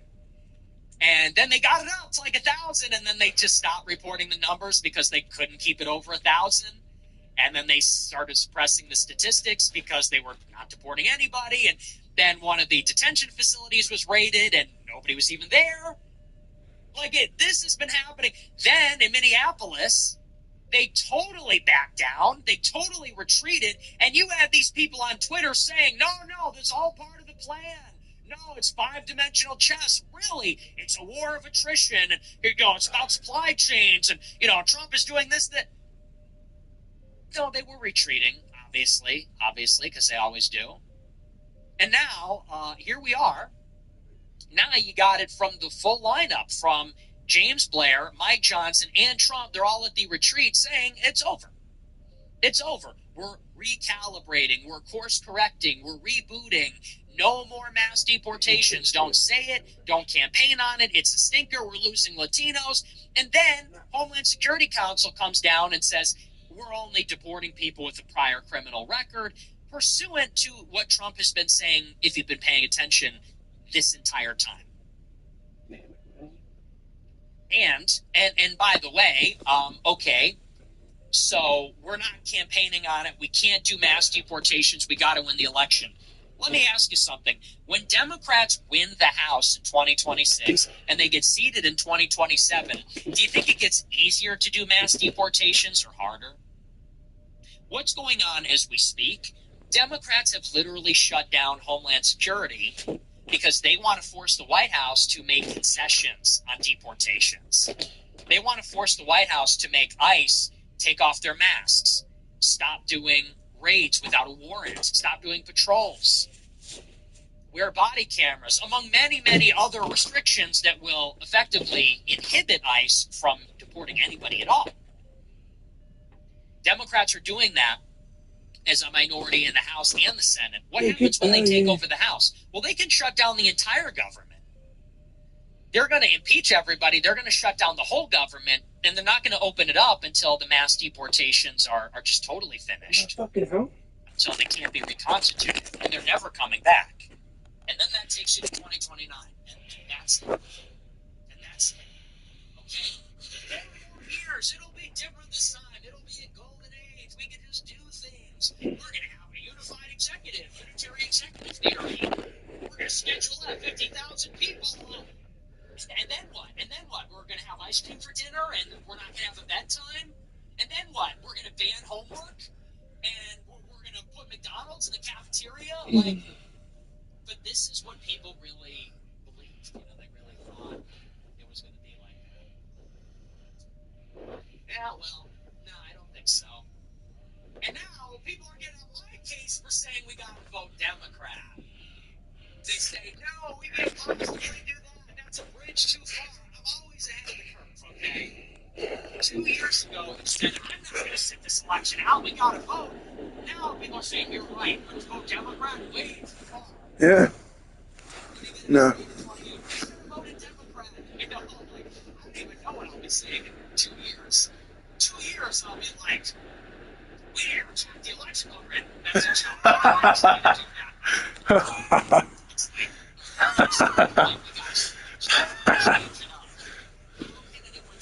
Oh, fuck. And anybody that made excuses for this, they just need to feel bad. You need to feel bad about yourself. Fuck you. You are stupid. I'm sorry to be so negative, but it is hard to overstate what a toxic influence, these influencers have been on the right-wing electorate. Because you really are a psychic victim. If you were on Twitter following Jack Posobiec and Andrew Isker and Andrew Torba and Captive Dreamer and John Doyle, and these people were filling your head with this propaganda. Oh, when Trump says he has no plan to deport anybody other than violent criminals, he just has to say that because it's the general. That's a throwaway comment. Those people were telling you to stand down. They were gaslighting you. And they told you, well, if we run into problems, we'll deal with that later. And even through to February when we were pulling out of Minneapolis, They were saying, no, there's no retreat in Minneapolis. What are you talking about? It's going really well. Motherfucker. It's hard to overstate the damage that is being done by these people. And that is why they have to be brutally humiliated and mocked and shown that they are frauds, shown that they are wrong. You cannot listen to these people. We tried it your way. It didn't work. You got what you wanted. You got everything you wanted. The Republicans won the House, Senate, White House. Trump got the popular vote, won the Electoral College, actually expanded on his victory from 16 by winning Nevada. You got everything you wanted. What is the fucking excuse now? You got $200 billion in the big beautiful bill for mass deportations. Because remember, that was the excuse. They said, well, we don't have the personnel, we don't have the infrastructure, we can't just deport everybody. It's only been a day, it's only been a week, it's only been a month, it's only been 6 months. You know, our guys are pushing really hard. They don't have the tools necessary. Okay, well, you got $200 billion. We cut Medicaid because that's a political winner. Let's cut healthcare for poor people to pay for the Gestapo. You got $200 billion for mass deportations. You hired 10,000 ICE agents. You're rapidly expanding the detention facilities, and then you just gave up. So, like, what's the excuse now? It's so bad. And it was so preventable. And I told you. And you want to know how I knew? Because it happened already. It already happened. All of this happened in the first term. And many of you just weren't there. Many of you just got red-pilled after the pandemic, got red-pilled later. So you didn't live it. I lived it. I was 18 when Trump got elected the first time. And I was like all of you. All the shit they're saying now, I was saying then. The difference is Trump was an unknown quantity then. It was the first time. It was unprecedented. So I remember back in 2017, I was one of these people. We got to vote for Trump, and Hillary gets in as World War III involved. Okay, that was me. We got to vote for Trump. He's going to save Western civilization. He's the God Emperor of mankind. And then, when the rubber hit the road in 17 and 18, I was making excuses. Well, we need to pass a tax cut so we win the midterms, and then we'll get the money for the border wall. And Trump is trying, but he's getting bad advice. It's bad personnel. It's Republicans in the House and Senate. We did all of it. We watched this movie. It happened exactly the same way, to a letter. And then we watched the whole thing fall apart. We were coping until the very last day. Here's how we can still turn it around. Here's how we can still salvage it. And then we watched with some curiosity in the interregnum to see if Trump would fix some of those flaws, if he was punished, he was going to come back harder and more intense, and knowing how Washington works with the right people.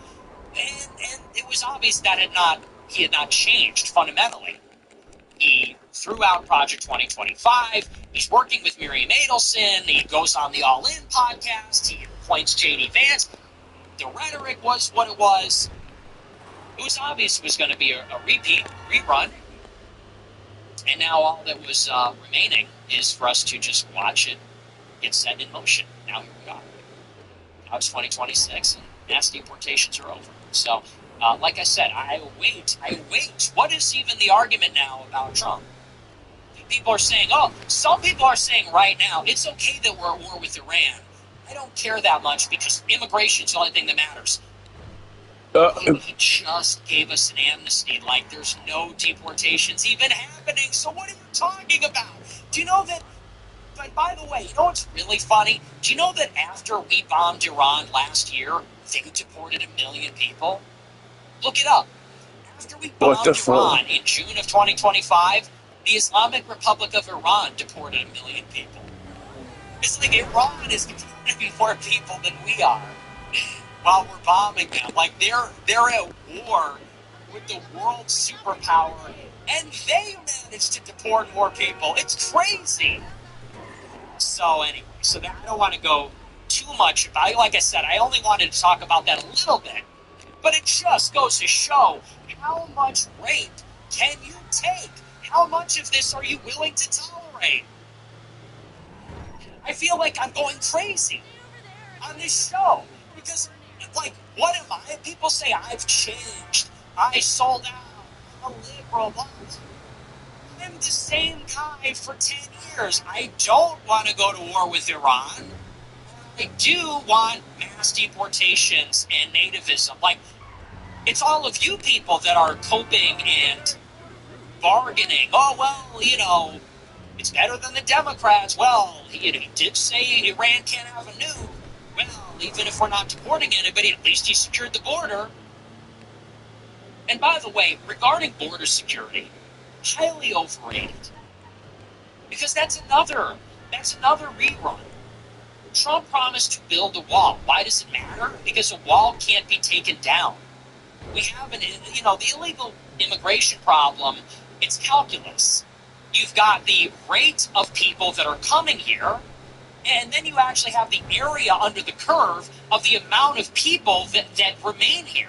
So it's like 1 million people come this year, 1 million people come the next year, 1 million, you have 3 million people there now. So it's not just the rate at which they're coming in, but it's the amount of people that are actually here. Now, in the first term, Trump said, we have a lot of illegals here and a lot of illegals coming. We got to deport them all and build a wall so they can't keep coming in. Now, why do you build a wall? You build a wall because it's a physical structure that actually prevents people at the atomic level from crossing the border. They can't bypass a physical structure. You know, if you have a 30-foot concrete wall with barbed wire and turrets on top, like they're not going to be able to get through that. They'll bump into it. It will repel them physically. What's the difference? If you don't build the wall and instead you create a regime or executive orders and say, we're going to, from a policy point of view, force you to stay on the other side of the border. We will not permit you to enter at a port of entry. We're going to change the asylum rules, etc., etc. If you make it a policy wall, well, inevitably what happens is that a Democrat gets into office and just undoes it.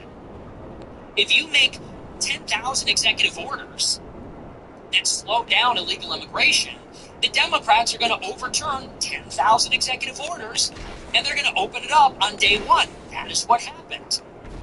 Trump said, I'm going to build a wall so that it can't be taken down, it can't be undone. The illegal immigrants will indefinitely be repelled from the country.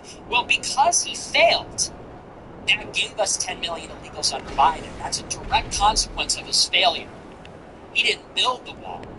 So because all we got was these COVID-era executive orders temporarily keeping illegals from pouring in, all Biden had to do, the auto pen had to do, was sign a bunch of counter-executive orders, and 10 million came pouring in because Trump didn't build the wall. And now, think about how much worse the problem is. We're 10 million to the worst, plus all the illegals that came in under Trump, which was quite a few, actually, in the first term. And now they say, well, but Trump has closed the border. Okay, but it's the same problem. They're going to do it all over again. If a Democrat gets in, they're going to let him in again. And there are more illegals here now than there were when we started, so it's all worse. It's all worse. That's the point. So, you know, people say, well, at least the border's secure. Yeah, for now.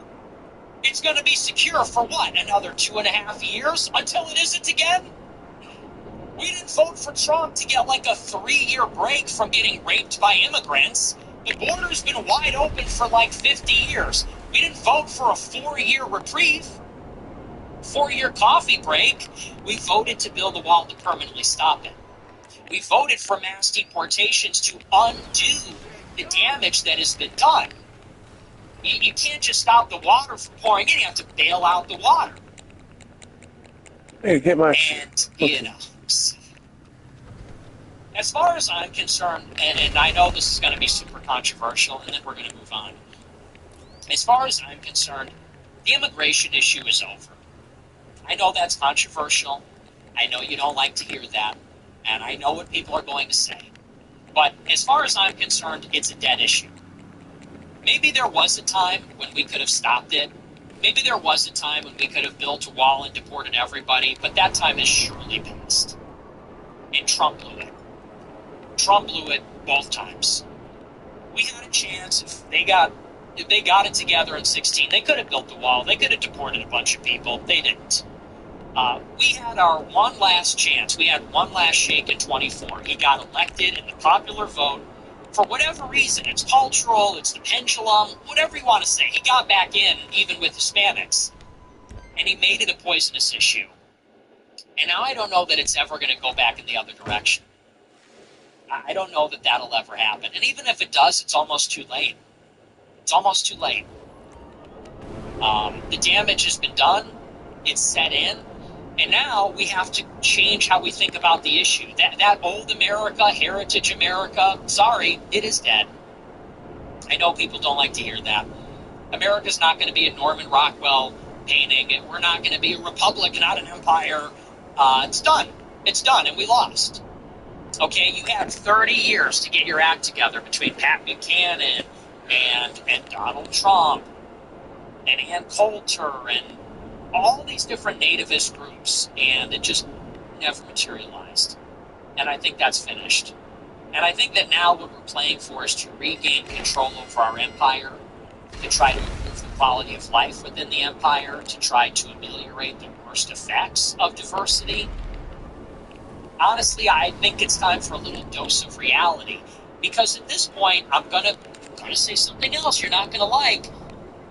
Immigration is becoming one of these issues that is used almost exclusively just to trick white people. It is the MacGuffin. It is this thing that we are always chasing, always trying to get, always elusive. We're ignoring everything else in pursuit of this thing that we're just never going to get. And so, for example, Trump brought with him in this administration all these corporate raiders and cronies and plutocrats. He brought with him all the oligarchs and the Zionists and Jared Kushner and Wars for Israel and digital currency and Palantir coming in on the heels of Doge.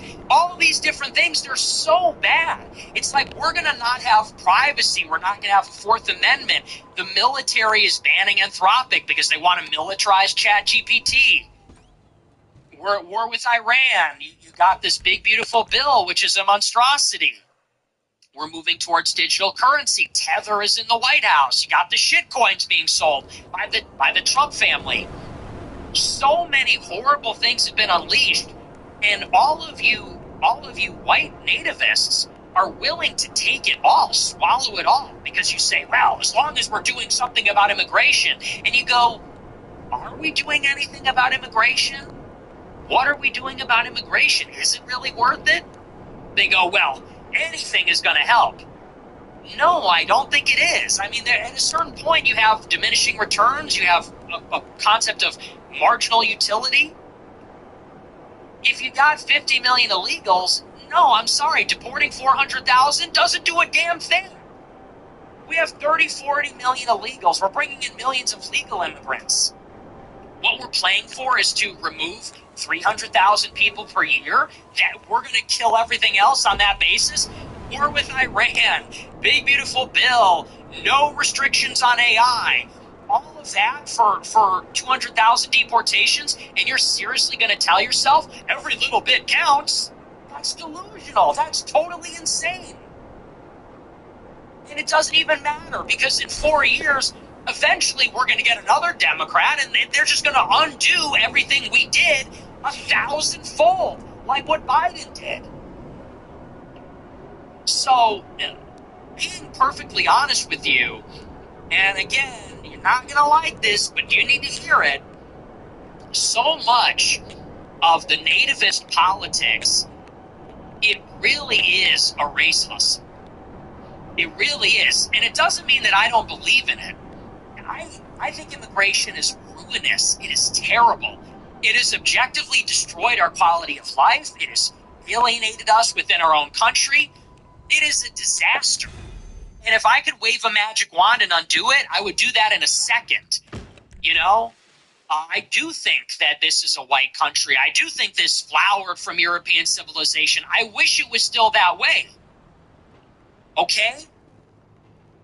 With that being said, these issues are being used to get us angry, These issues are being dangled in front of us, always out of reach, no intention of following through, so they can distract us and get us angry, so that we will not pay attention to and ignore everything else.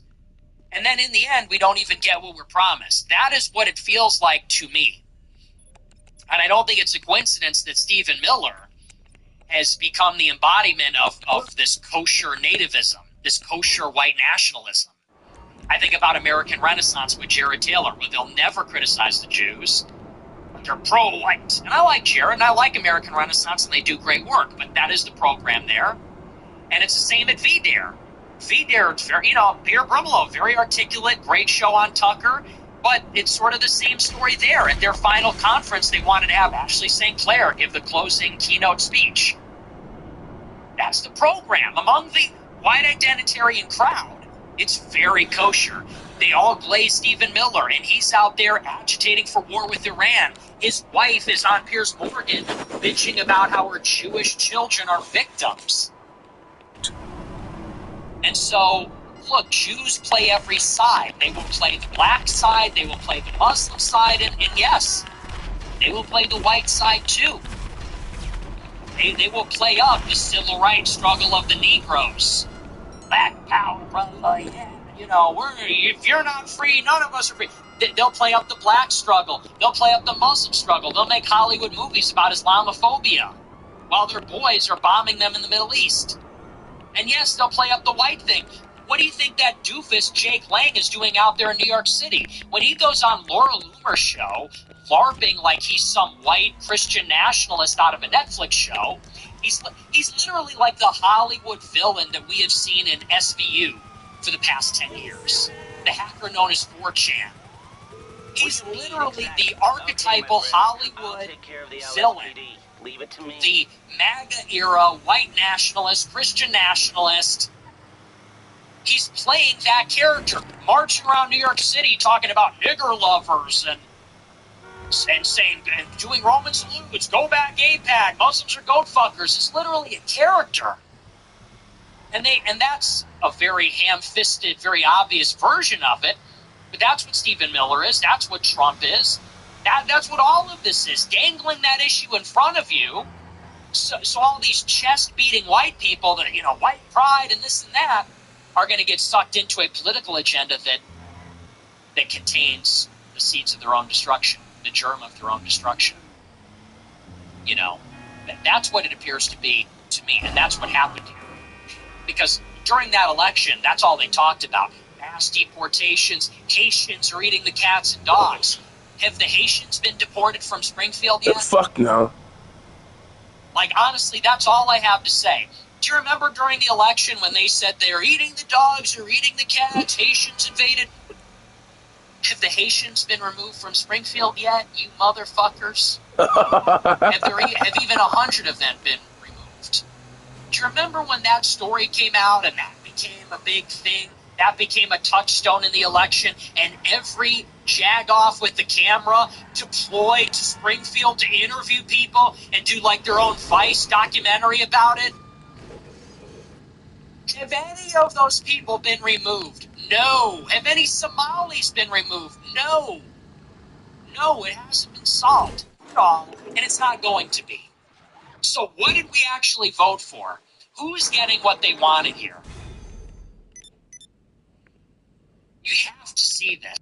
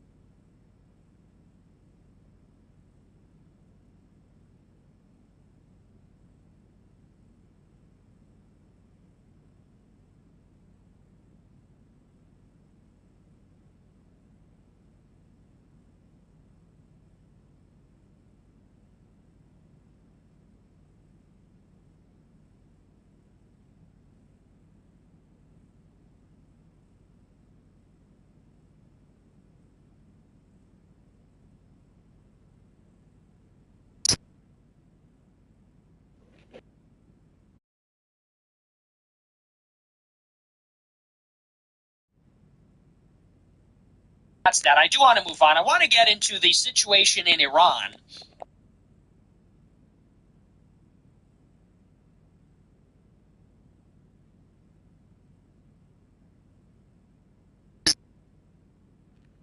Everything I just said. So we now have the official public opinion polling on the war in Iran. And would you be surprised to learn, this is the biggest insight in my opinion,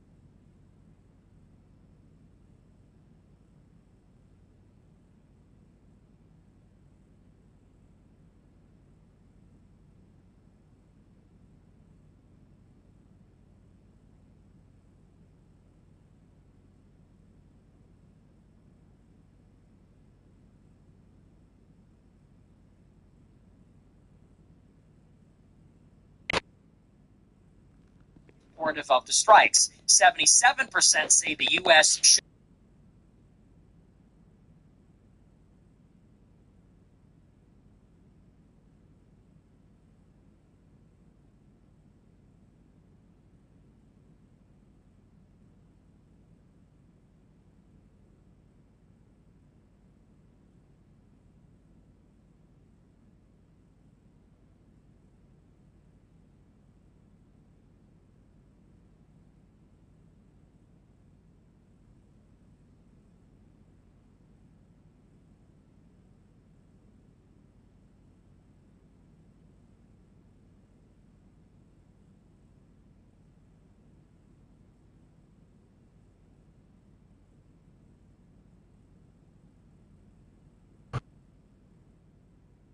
age group.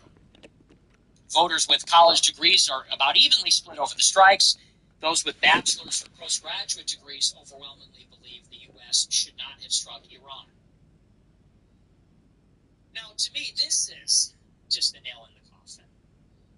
Because maybe it needs to be said, it's sort of sad that it does.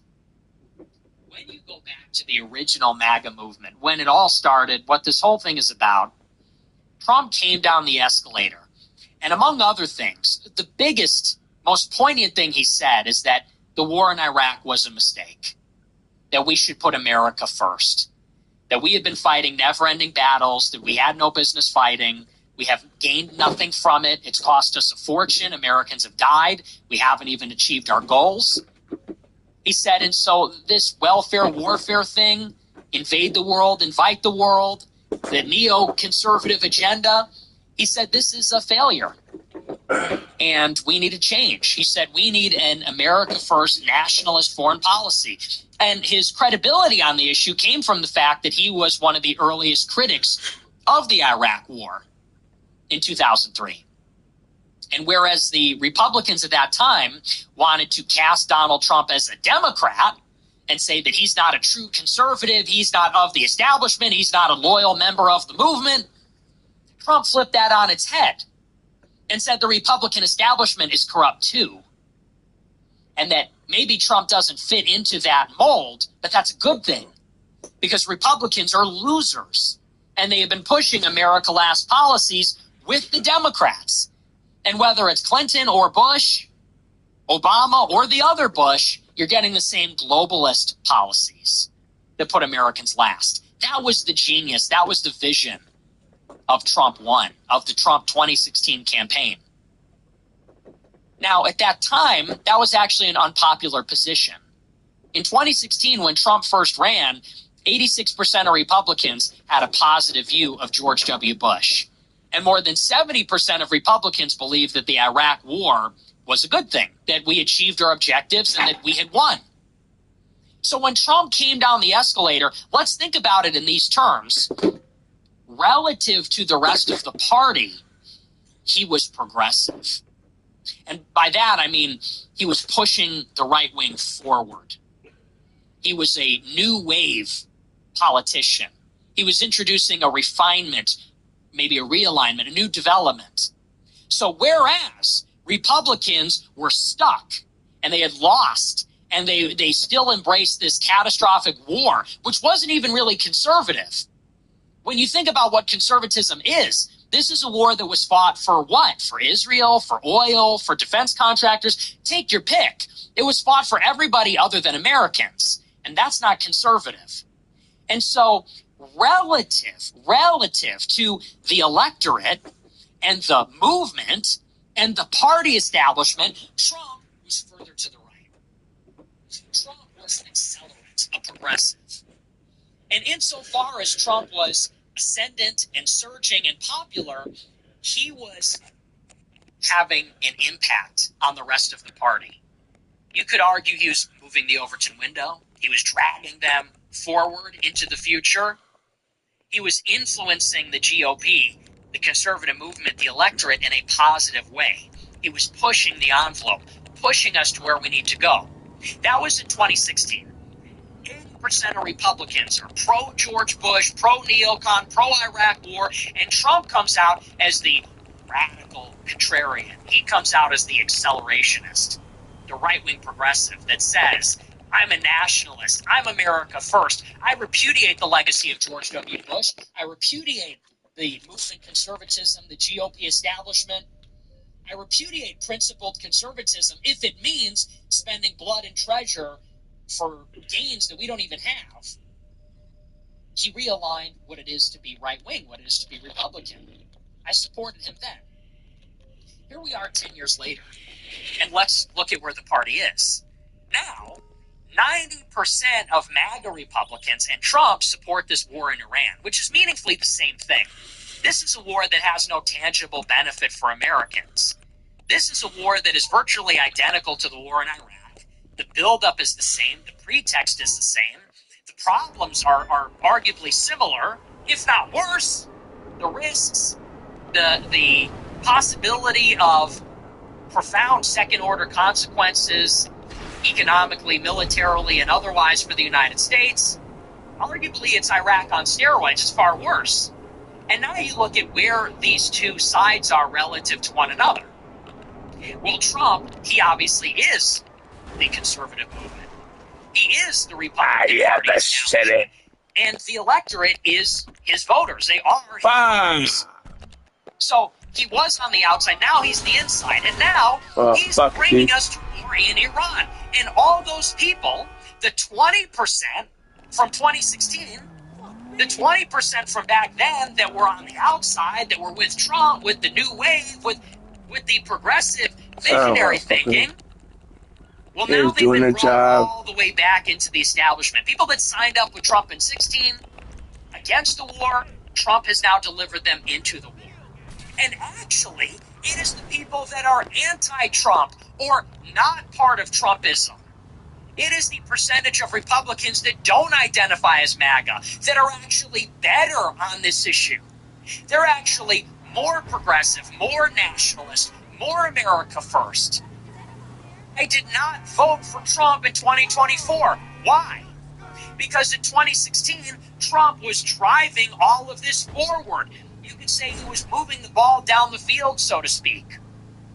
If the end zone is a radical right-wing movement that is nationalist, nativist, that is restrained, that restrains Israel, that acts in its own interest, then Trump was moving the party closer to that ideal.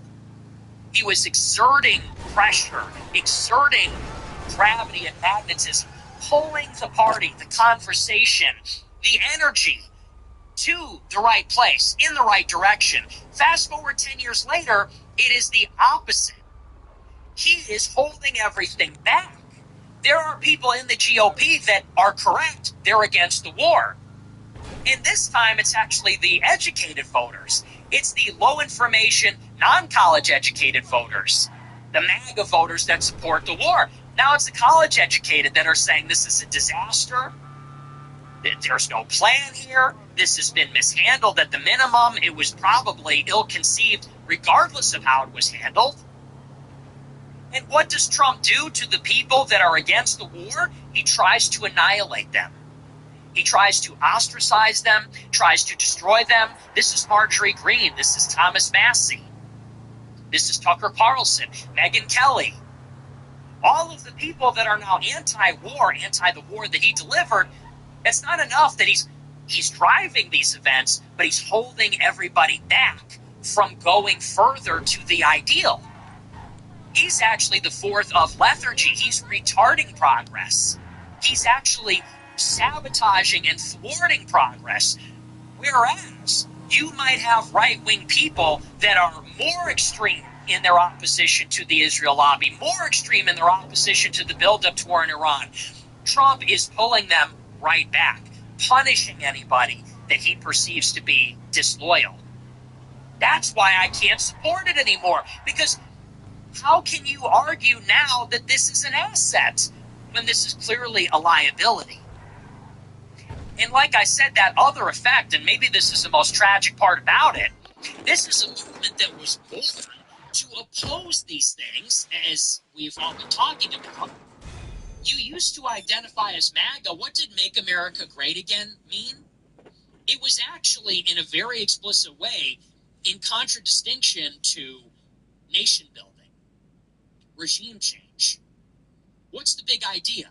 Well, we spent $8 trillion in the Middle East building gas stations and building residential buildings and building a democracy and making sure women can vote. And we spent trillions of dollars building Afghanistan. And people died over there for this. And this took 20 years. And the whole idea is, let's make our country great again. Instead of making Iraq great, instead of making Afghanistan great, with our money and our efforts and our sacrifices, let's make America great. Instead of prioritizing the foreign interests that brought us into those conflicts, or the refugees that resulted from them, or the people that were devastated by them, let's put our people first. Let's build up their quality of life. Let's build our infrastructure. Wasn't that the whole idea? Wasn't that the whole Nosbol New Deal Republican idea, that we would have an infrastructure bill? Roads, bridges, highways, airports. Instead of spending $7 trillion building stuff there, let's spend $7 trillion building stuff here. Instead of building it for them or for foreign interests, let's build America for American interests. That's making America great again. The ideas are inseparable. America first and making America great again are inseparable. They're inextricable. And they're inextricable from the conversation about nation building. Nation building and immigration. Instead of blowing up other countries and rebuilding them and then inviting the refugees here and housing them and feeding them, let's take care of our own. Let's make ourselves great, like we used to. Well, that's what it meant in 2016 when everybody signed up. And if you're one of those people that was brave enough to put on the hat and support MAGA back then, and you stuck with Trump all these years later, in order to remain MAGA, you actually have to support the opposite of it. 90% of people that identify as MAGA now are in favor of doing the exact opposite. And Trump is literally posting, "Make Iran great again." And I'm not even, that's a quote, "Make Iran great again. Let's bomb them. We've already spent $10 billion. It's not a ton of money compared to Iraq and Afghanistan, but it's a lot. And that's not calculating the cost to the global economy because of the Strait of Hormuz and whatever else we might get up to in the Middle East. 90%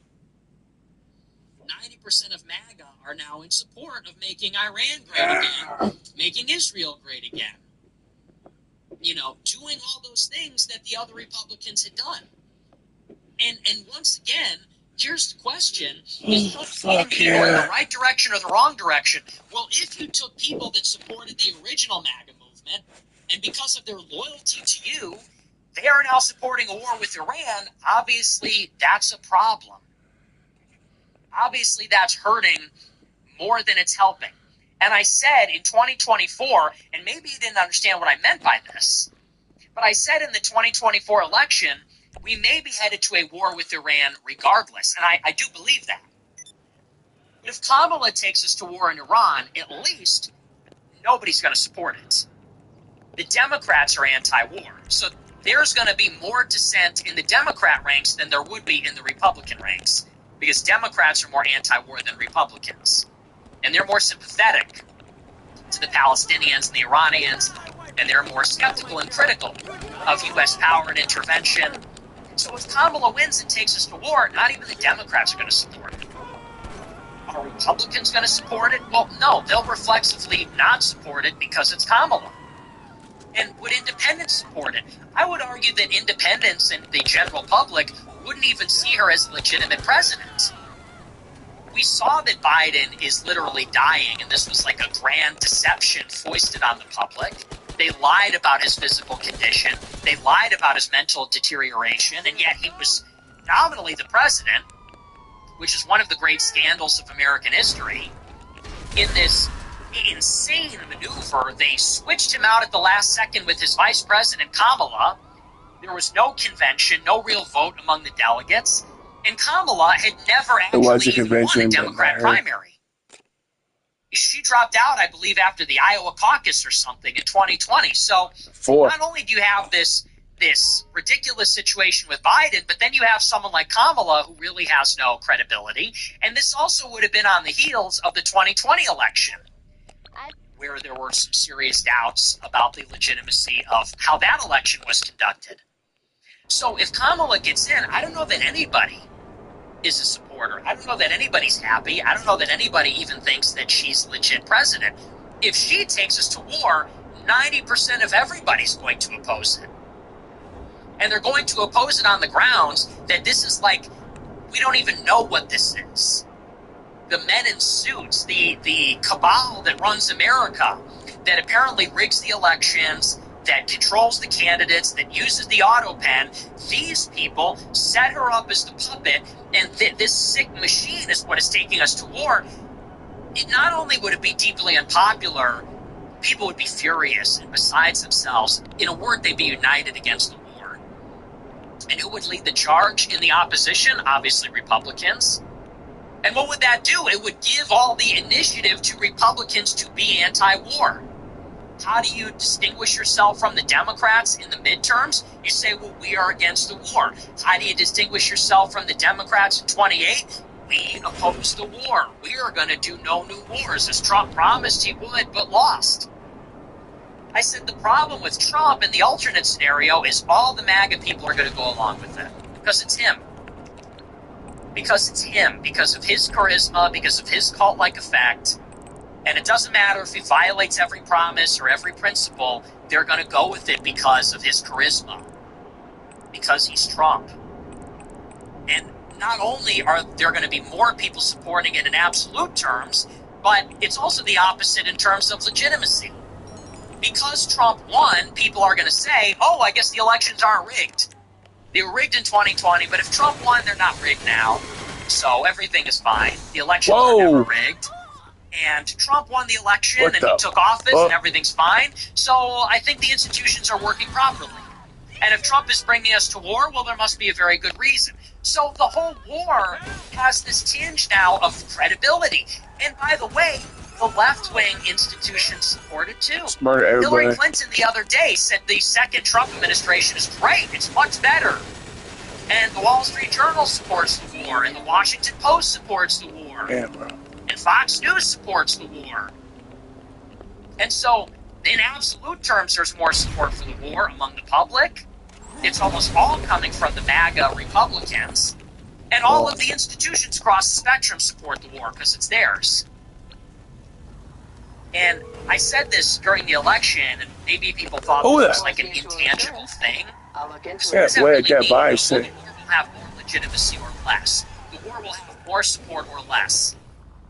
Some people might say that that can't be quantified. It's intangible. What really is the value of things like this? What matters is how many immigrants are coming here. What matters is the policies or whatever. Well, now you see the difference. Now you're living it. You're seeing Republicans go to the rally and say, yeah, we should bomb Iran. And you go, what? 10 years ago, kind of the implicit message of Trumpism is don't go to war with Iran. If the neocon agenda was going anywhere, it was going towards this. And if Trump was in favor of pulling us out of Syria and Iraq, well, the kind of dog that doesn't bark. The subtext is, well, we're definitely not going into Iran. If we're pulling out of Iraq because that was a mistake, and we're pulling out of Syria because that was a mistake, well then, obviously we're not going to do what they want us to do, which is go to war in Iran. And now it's all those people wearing the hats, gung-ho about Trump, that are the biggest supporters of it. So Trump is actually now a de-radicalizing force. He is de-radicalizing the country. There was pressure built up. People were angry. People were at a boiling point. People did have radical beliefs. They did stop believing in the legitimacy of the institutions and the system. And by getting elected, Trump relieved all of this, released all of this. So now what's the message in 28? Vote for J.D. Vance? Why? Vote for the guy that deported nobody and didn't stop us from going to war in Iran? Like, there's no energy there. There's no dynamism. There's no pitch. What's the slogan? We're going to have techno-accelerationism. We're going to have effective acceleration. We're going to have more data centers, more Chat GPT. We're going to have smart cars or whatever, robo-taxis. It's done. Right-wing populism is done unless somebody repudiates the legacy of Trump and embraces it at the same time. Somebody needs to run in 28 saying, like, look, Trump had the right message, got lost along the way. It's obviously failed. We need to restart. We need to reboot. We need to sort of make America great again. Some version of that, some species of that, but it can't come from inside the app. And this can't be Vance or Rubio for obvious reasons. I don't think it's going to be Ban, and I don't think it can be Tucker. It's got to be somebody else. But somebody needs to go out with that message in 28. That's the only thing I'm interested in. If you try to get me to vote for a Republican, I'm just not there. I'm not there for it. I'm not there for better than the Democrats and a war with Iran and no mass deportations. I'm finished with this. So that is your quantitative proof that everything I said was true. Trump is de-radicalizing America. He is holding back the progress. If there was going to be, and people make fun of me, they say, well, you think that if Trump loses, like, we'll get Hitler in 4 years. It's not that. It's that we need to open up a space for something more radical to emerge. You think that we have two choices, and we're either going to get marginally better or marginally worse. But if we get marginally better, then what happens is that maybe a very good option is foreclosed, because all the resources and attention and energy are absorbed by the marginally better option. You have to imagine not just these scenarios which we can see, but the scenarios which we cannot see. Not just the scenarios which are known, but the scenarios which cannot possibly be known. So people said, well, we're either going to get Trump or we're going to get Kamala. And for me, it's like, well, we're either going to get Trump and he leads us down a horrible path, and then a Democrat, left-wing economic populist becomes popular and they win. Like, that's actually a scenario we have to entertain. And the scenario that doesn't happen is people become complacent, they get too satisfied, too comfortable, and we never go further right. We never go more radical. And if we don't go more radical, we never win. If we don't get more radical, if there isn't at any point a radical intervention, then we never win. If you keep settling for lesser of two evils, you never get good. You never get a victory. You know, it's like you just keep dividing in half. Okay, we're not going to get that bad. We're not going to get that bad. If you keep voting that every single time, look at where it is. Look at what it has profited us. Where do we wind up with all this stuff? There's never a space for something that's truly good, something we're actually excited about, something that's actually going to deliver real change. Now we get a White House with Condoleezza Rice, who was there the other day, Chris LaCivita, who's trying to destroy Thomas Massie, Marco Rubio, who's the Secretary of State, Jared Kushner, who's back in the White House, and you say Trump is just the new neocons. He's just the neo-neocon. So we need actually to open up a space. That's actually the first step. First, we need to create a need. We need to create a demand. Open up a space. Open up a vacuum.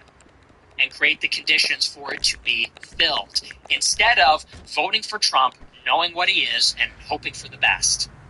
Voting for Trump, knowing he's going to deliver all of this garbage, and simply wishing it were better, wishing it weren't so, wishing it was somehow a better option than it actually is. That's not going to get us to what we want. Ever. So, I don't know what the counter argument is. If MAGA means war with Iran, then MAGA is dead. If 90% of MAGA voters are in favor of a war with Iran, then MAGA means nothing. It has betrayed its most fundamental principles, and it is dead, and it is not worth the house that it's imprinted on. And I'm out. And the young people need something new, something that will start up, something that is new, something with more energy, that is dynamic, offering new ideas, a new perspective for a new decade.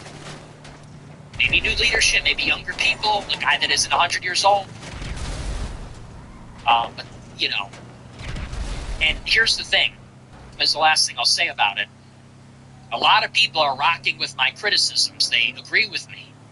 But they're not keen on voting Democrat this time. They're not keen on withholding their vote. You can't get one without the other. These things are all connected. They're all connected.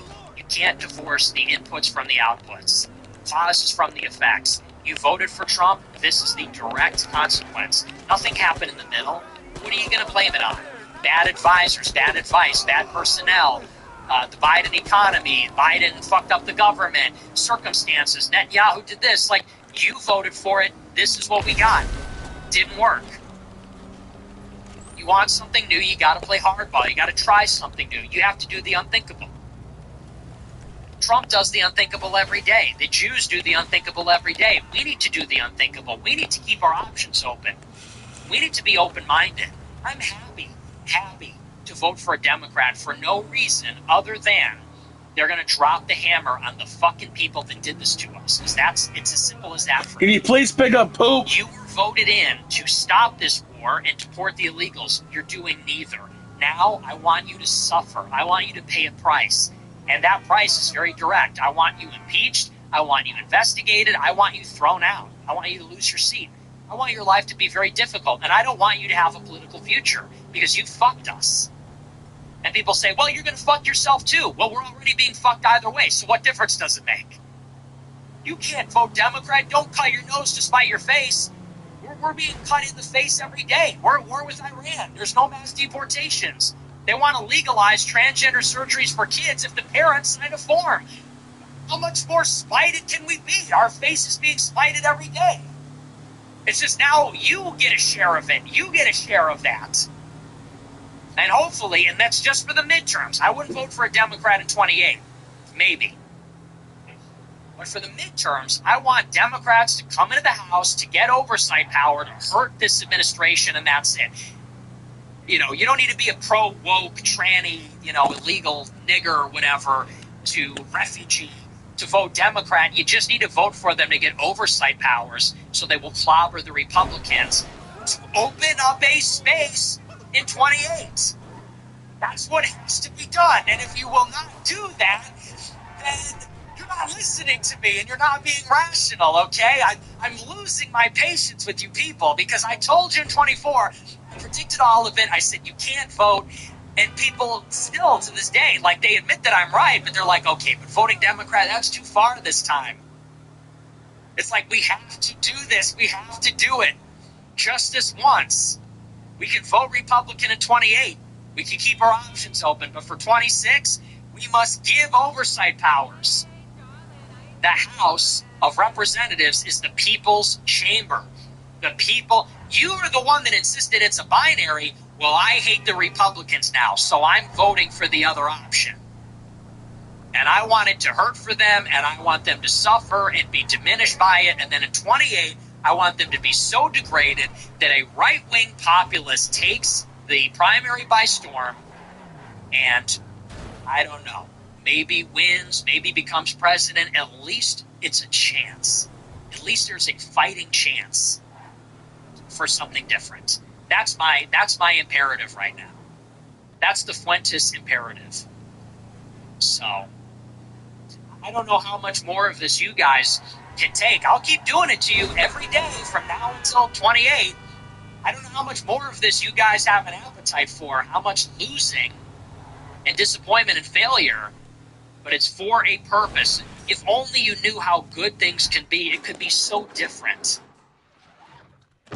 But Trump has got to exit the stage now, you know? He's holding it back. That is unambiguous based on all of this. What can even be said anymore?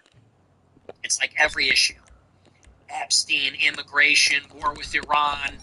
There's not even an infrastructure bill. We're not even getting the tariffs. Like, come on now. What are we playing for? They go, well, they changed the food pyramid. Okay, like the food pyramid? Oh, well, they got DEI out of the airlines. It's like, I don't know. That was actually kind of good propaganda. Maybe that was I don't know. Is that, once again, is that what we're playing for? Anyway, but that's that. We're going to move on. We're going to take a look at our super chats and see what you guys have to say about all this. I know I'm losing people with this. I don't care. I know there's a lot of people that don't agree. I know there's a lot of people that think I've gone crazy. They say, I can't listen to this guy anymore. I don't care. I don't care. I lived it. I've watched it. I've earned this. I am where the truth is because I'm right all the time. You are out there getting tricked all the time. So I see it in my replies every day. I can't watch this guy anymore. He tells us to vote Democrat. This, that, and the other. It's like, I'm the guy that's still against a war with Iran. I'm the guy that's still America first. You must be the other guy. So that's all I have to say. All right, we're going to move on. We're going to take a look at our super chats. We'll see what you have to say about all this. Yeah, look at that. Thoughts? Thoughts on my radical politics? No, but I like it. You will never see me getting everybody to vote in the midterms for Republicans. You're just never going to see that happen. I'm not going to be that guy ever. Okay, it has to be a more radical politics, or else none of this, it's just not even worth it. Truth Lover 69 sent $20. I can't afford to send a $100 super chat, but I'm a long-time supporter. Could you shout me out at the end of the show just once? No. Holy no, I appreciate $60. So Spike, everyone's been bitching about Aspen, but no one has asked about a debate. So thanks for letting me know. Holy shit. Okay, Channel Triple sent $50. Cut their heads off. Just cut their heads off. Spitting accuracy, rhymeless and speaking. Okay, I sent $20. Bombs started dropping in the Middle East, and I haven't gotten a single spam call since.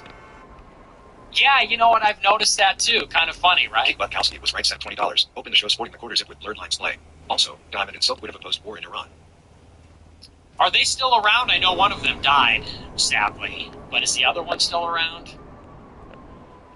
I don't know. I feel like they would support whatever Trump said. Roxer sent $30. I know Rogan is for toddlers. Unprovoked. First 20 minutes, yes, was defending how Trump was acting entirely on his own. Since I didn't watch that. EHC sent $20. It has to be said that you were the most entertaining political streamer in the scene right now. I love you, Goat. God bless. Hey, thanks a lot. I appreciate it. Local Crusader sent $20. Constant Brandon Herrera winning his primary in Texas. He seems like he supports AF, even if his main priority is gun rights. I don't really know that much about him, to be honest with you. I haven't followed his race super closely. Charles Gatto sent $20. Operansky media can't be trusted, but what's your level of trust for reporting out of Princeton? Death tolls accurate? Also, Iran definitely used their own daughters as bribing shields. That's just like Jewish propaganda, holy. Oh. We blew up a school full of children. Well, they were just human shields for the missiles. It's like, brother, how cooked can you be? Reporting out of the West, I mean, it depends on the source. I think it can be fairly reliable, but it really depends on what you're looking at. In terms of death toll, who knows? It's impossible to say. All you can do is look at the data and just kind of entertain it, understanding that, you know, in terms of accuracy, there's degrees to it. You know, you don't have to accept it as a fact to just entertain the notion that that's what's being said. You know, Noisy 95 sent $20. Because the supreme leader of the ION told you. Really is, and I'm getting sick of it. Noisy 95 sent $20. He's your little neighbor, whatever, but Steve Rotten has broken the truce twice with his tweet against Lavin, his complaint that Myron doesn't attack white people enough. Pick your own side. Okay, well, I haven't seen all this. And I'm getting sick of hearing about it from people like you. Keep Bright sent $20. Do you think Israel influenced us to get involved with this war? It's starting to look like Trump is influenced by the neocons. That's just paid. Doomgaze 92 sent $20. Ruby Leg slip. Israel dragged us into the war and is also supposedly the most vocal in the cabinet against sending troops to Iran. Oh, there or no?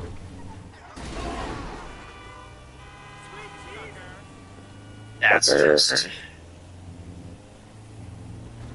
What is there even to say? So you just disappoint me. You all disappoint me. Yeah, Rubio is the great hope. He's the Secretary of State right now. His administration brought us to war in Iran. He's the hope. Yeah, there's a lot of... Oh, you disappoint me greatly. You really disappoint me. Chocolate Giddy Up Pro Ever sent $20. Show Legos. Pew pew. Netanyahu's best boy sent $20. My dad watches Fox News religiously, and no matter how much evidence I show him, I'm wrong. I tried to relate to him with Carlson, but he says Tucker is a globalist sellout. Crying face emoji. Battle Axe 20 sent $20. Would you ever support an America First candidate with a military intelligence and CIA background? Or Taking the codes shit. Candidate leaves? Yeah, that's a deal breaker. Oliver Baby sent $20. All the propaganda. Iran has no internet. Israel evacuated to Europe before the attacks, removing our presence from the region. Now they control what videos we see. Okay. I sent $20. AI slop in the chat your black belly. Im123 sent $20. Imagine Nick Fuentes placing his face. Interior Union Grover sent $50. Listen to E.1 of GMG from back in 21. Outstanding that you plucked Vance for what he is the moment he stuck his fat head into politics. Did you ever think the conspiracy would become so Kafkaesque? No. I always had a bad feeling about him. He came highly recommended years and years and years ago, back in 2021. Everybody was up his ass talking about how great he was, and Peter Thiel's the next big thing and all this. And all I did was take one look at his resume, and it's a disaster. Because I'm an OG Trump loyalist, and I see that he voted for Evan McMullin. He's a never-Trumper. He worked at American Enterprise Institute, which is like the #1 Iraq war think tank. He is on CNN as a contributor. He got a Netflix special. He's doing a book talk at the Aspen Institute. He's got this Indian wife. I took one look at him and I basically said, this guy's a fraud. Obviously, this guy can't be trusted. He's skin suiting. I don't buy it. I don't buy that he converted to MAGA. It's so transparent. And I had people all around me insisting, and they helped him. I mean, they actually propelled him. I know people that helped propel him. They believed in him. And I told them the whole way, it's a bad idea. I don't trust him. He's no good. And they were like, I know you don't like him, blah, blah, blah, blah. And I still like those people, but yeah, I mean, it was all there. That's why I say I don't know that I'm some prophet. I don't think I'm even a world's great genius or something. It's all there in black and white. It's really a question of temperament. It's not a question of intelligence. It's a question of temperament. Because if you just look at the information and you understand the significance of the information, anybody can make these predictions. Oh, Vance is like a corporate puppet? Well, what would give you that idea? That he got a no-show job from Peter Thiel to promote his book about the white working class, and he promoted it at the Aspen Institute, and then Ron Howard directed a biopic about it for Netflix, and then he was on CNN shitting on Trump, and he was in love with Obama, and he felt like, oh, really? What would give you that idea? It's all there. It's all there. It's just that I would say that everybody else is just more credulous, and maybe I'm a little paranoid, and, some people say I'm a little paranoid or crazy or silly about these sorts of things. However, sometimes I'm not. And maybe I'm just a little bit less credulous than your average person. You can call it cynicism. You can call it paranoia. I call it, I'm not naive. I call it, I wasn't born yesterday. I pay attention to details. I make connections. I notice the patterns. And I don't let these, I don't let being disagreeable impede me from making a judgment. And by that I mean a lot of people, if everybody's going in one direction, they want to go with the crowd. They want to go in the same direction. They don't want to be the asshole. They don't want to be the jerk. Either they don't have the courage of their convictions, or they're not confident in their logic, or maybe they just don't want to feel left out. Maybe they just want a career. But that's honest to God. That's the difference. Even in 24, everything I predicted, it was all there. The writing was on the wall for all of it. The deportation thing, the Iran war, all of this stuff, it's always been there. It's always been in the notes. We talk about it on the show. I explain it in detail. Don't raise your little Spanish mouth at me, bro. I didn't go to some obscure website where it has all the predictions for the world. I read the papers of record of America, and I draw the correct conclusions. It's just that everybody else gets caught up in every other thing. They get caught up in the social aspect of it, the career aspect of it. They're emotionally or sentimentally invested in it. That's the difference, I think. You know, they meet Vance and they go, he was nice to me. I like him. I like him. That's literally everybody that's pro Vance. That's their thing. They're like, I met Vance. He's a good guy. I trust him. I like him. It's like, he's a politician. How do you think he got this far? He's a chameleon. He's a sociopath. I know, I'm a little sociopathic too. Maybe it's because I'm like that I can see another snake in the grass, you know. Maybe it's because I'm a little bit, disassociated, that I could see another guy who's clearly an operator. You know, there's clearly a little man behind his eyes. Hello, man. Right? Making all the decisions. But that's honestly what it comes down to. So these predictions, people go, wow, he called it. Here's another example. I had that tweet from 2024 where I said Trump is going to support trans kids with parental consent. And people said, how did he predict that? That's crazy. It's so on the money. Well, the campaign literally said that. I didn't predict that. The campaign said that. That week, in October 2024, the campaign said, like, we're going to support transitioning kids if they have parental consent. And then I just tweeted it. So, like, you know, I don't know. Did you miss that? Maybe you weren't paying attention. Maybe your attention was elsewhere. Maybe someone was jingling keys in front of your face like a baby. And you were like, someone's jingling something shiny in front of me. Like, and it went right over your head. It just went right under the radar. Pick your metaphor. But that's what happened. They said all of it about the deportations, about the trannies, about the tax cuts, about the anti-Semitism online and on the campuses. All of that was telegraphed well in advance. You just didn't want to hear it. Nope. And if you heard it, you didn't want to believe it. And if you believed it, you just didn't want to say it. And if you said it, you didn't want to pay the price for saying it. You didn't want to get fired or ostracized, because everybody wanted to kiss Trump's ass to get a job in the admin. Everybody wants to kiss Trump's ass to get money from Gavin Wax. Everybody wants to kiss Trump's ass because they want to be dealt into the game. And so who's the only person that can afford to not do that? The guy that's outside of it. You have to have your own cult of personality. You have to have your own fiefdom. You have to have your own independent base of power. Otherwise, you're at the mercy of the king of the hill. So, no, I never thought it would go this far, but I'm not surprised. I'm not surprised either. John Nardi sent $20. Which hardness do you typically face in the jungle after defeating the 3 mechanical bosses? I don't know what that is. That's Viper sent $25. Went to see Fishback at UM today. I'm completely full. Gave me a lot of hope about the future of this campaign at AF as well. Yeah, me too. I saw that and it felt very good. That's one bright spot in all of this misery. Because Fishback is really articulate, very solid, very smart. He's running a great campaign. And what I love is the momentum, the energy. You go to these Waffle House, Denny's, IHOP, and there's people there. There's actually lots of people, young people, and they're excited to be there. And that's the future. That is the future. Wherever the young, energetic, excited people are, that's where the future is. That's where the arrow is pointing. So that makes me feel very good. And I'm very pleased about that. He's getting attention. He's getting a lot of support. Okay. He's got momentum. He's got the youth. You see normal, good-looking, young people, and they're eager to be there. They're in a line all the way around the restaurant, and all they want to do is take a picture, and they recognize it. It's a beautiful thing.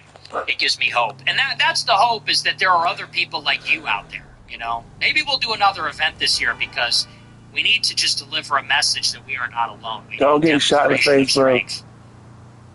Please. It's not just as big as me bitching on the show. It's not just as big as you at the water cooler or whatever. You know, it's a whole movement. I caught myself on fire. $20. My mom watches Candace Owens, but today she saw me wearing my AF hat and asked me to get her one. Prayers answer them out. Hey, let's go. Love to hear it. W. Professor Jack sent $20. BWODIDUC. Missile sent Melodia victims of Epstein Island. Holy Jesus, you all go in, please, Jesus. Dude, so true. So true. This missile says for the victims of Epstein Island. Based. America attacked Iran because they burned the statue of Moloch. They burned the statue of Baal. Yeah, okay, buddy. Very good. Okay, little brown clown. Very good. Yeah, that's just the most retarded shit imaginable. It actually hurts me. It's actually physically painful to see that. Did you see Iran just signed a missile for the victims of Epstein Island? Okay, that's great. They signed the missile. This one's for the Khazarian Mafia. This one's for Jacob Frank. $20. Just got my 5 Oh, in the room and his groom's meant for his wedding this Friday. Going to be living fresh as chef. For a wedding? Come on. I think you gotta go with the tux for a Emerald wedding. sent $50. My husband was killed in a Trump is Manchurian candidate. He betrayed this country for Israel. Fuck the GOP. They must lose. Yep. Voting D for the first time in my life. Pray the rosary. America Hell first. yeah. Yes, dude. Yes. Fuck, We need more dude. people. It's blue. I'm just gonna do it It's just blue, because fuck bitch. it. Yeah, it sounds Because we're fun. voting Democrat. 2026, we are all voting Democrat. I can't do it. I'm a chud and I can't vote Democrat. I'm a chud. Everyone's going to do it. G36 public lawyer sent $30. You call me JD Mansfield makes me want to lose weight. Down 17 pounds this year. Going in ascension. God bless you, Nick. Yeah, you should. You should. Everybody should be. There's no excuse to be fat. We have Reddit True Tide now. There's no excuse to be fat. I don't want any fat people to exist. The data sent $20. Not trying to judge your faith. My faith political commentator. By far. Your faith is part of the reason I'm here. Much love. Great. Love to hear it. M4DT sent $21. Good evening, Nick. Favorite racial slur? 67 Wang 67 sent $50. Hey Nick, I'm thinking of running for Supreme Emperor in the Big 14 AK. Here's my policy: kill all minorities. What do you think?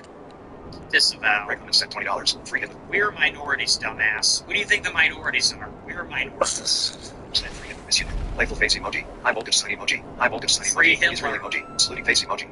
Free Hitler till it's back. Lady Lucas is $25. What a superbly featured room and what excellent boiled potatoes. Many years since I've had such an exemplary vegetable. I don't know Chris that. William Darcy sent $65. I'm 27 years old. I've no mistakes. I'm already a burden to my parents, and I'm frightened. Yeesh. Time to get married. Time to get married, lady. Thank you for the super chat. Oh, another one. Chris William Darcy sent $100. I was Oh, telling right. you, you have bewitched me body and soul, and I love you. I never wish to be parted from you from this day on. Rape Seco. Okay. Thanks for the big super chat. Mr. Reese sent Appreciate it. $25. I'm glad now. Oh, great. 01264 sent $20. Or if anyone is to vote against the GOP when we should be trusting in the current government. Really? Think Yahoo so? Wilson Rumsjaw sent $20. What up, King? What up? Yahoo Wilson Rumsjaw sent $20. Also, yesterday I was talking about the dumb Jujay Clang. He apparently likes to groom kids, bro. I know, but there's bad things about him too, okay? I know he may seem base, that's the whole point. That's the whole point. He's trying to make us like him. Hello? I'm trying to say that actually he's bad, okay? I know you may think he's a cool guy. That's his intention. He's trying to seem likable. I get that. You don't need to remind me of that. But actually, he's not what he really says he is. He's actually a bad guy. Okay? I need you to understand that. I don't think you're hearing. Hey, on Twist sent $50. Why don't you like when Tucker talks about demons? Because I don't think it's sincere. And, it just sounds wacky. It sounds a little wacky. Rusty Spurs sent $50. Vote Kevin Ryan for Illinois Senator. Winnebago County vote Metro Charlie for clerk. Much love for Rumford. Thank William you. Roy Iverstein sent $20. Lima died in the Toronto Oil Depot. Huckleberry 999 sent $20. Jesus Christ and men who are willing to fight for righteousness are the only way out of this.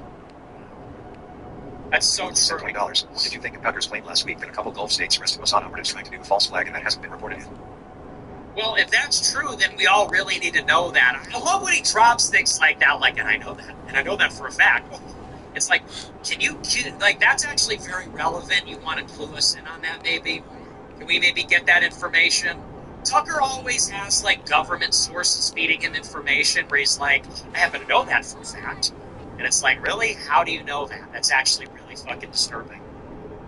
You know that? Why? You do a podcast. How do you, a podcaster, so you're talking to every royal family in the Gulf? Yeah, that's a little weird. Why are they confiding in you about classified intelligence operations? Care to explain that one? He says it like it's a great thing. He's like, I happen to know that for a fact. It's like, yeah, okay, so you're talking to the Gulf? You're talking to Saudi intelligence? Okay. Yeah, totally normal. Having a normal one. I guess that's a take. Because I don't know that for a fact. Yeah, how, and by the way, how do you know that? Because that's really bizarre. Frankie sent $25. Thanks. Sent $20. We should be cooking the white people who have no idea about Islamation left from CT. I don't know what that SD is. sent $30. Thank you, though. Hated not to dox myself, but I'm traveling to Cali soon. What do you think about Iran's threats to bomb Cali with drones week?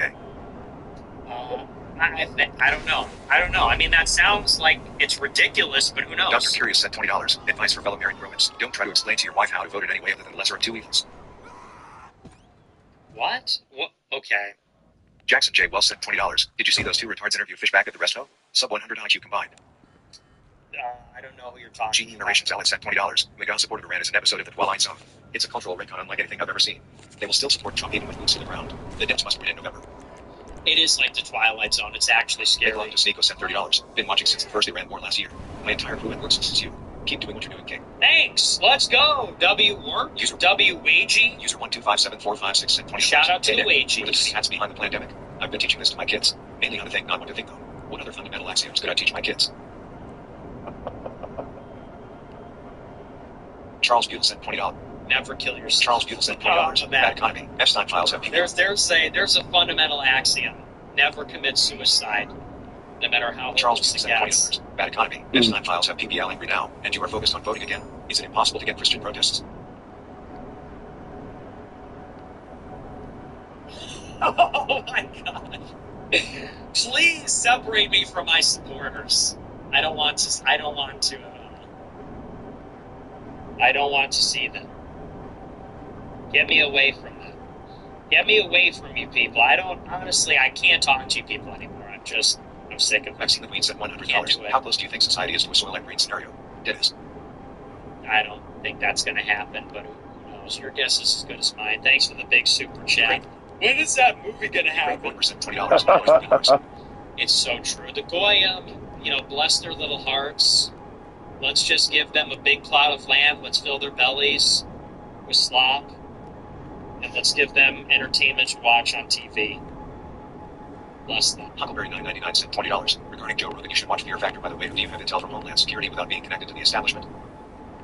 Yeah, let me just give you their name and Zachary address. Farms sent $20. Nick, U.S. admits we're behind bombing Iranian school, leaving out 180 dead kids from bad intel on a base. Seems pretty chewy.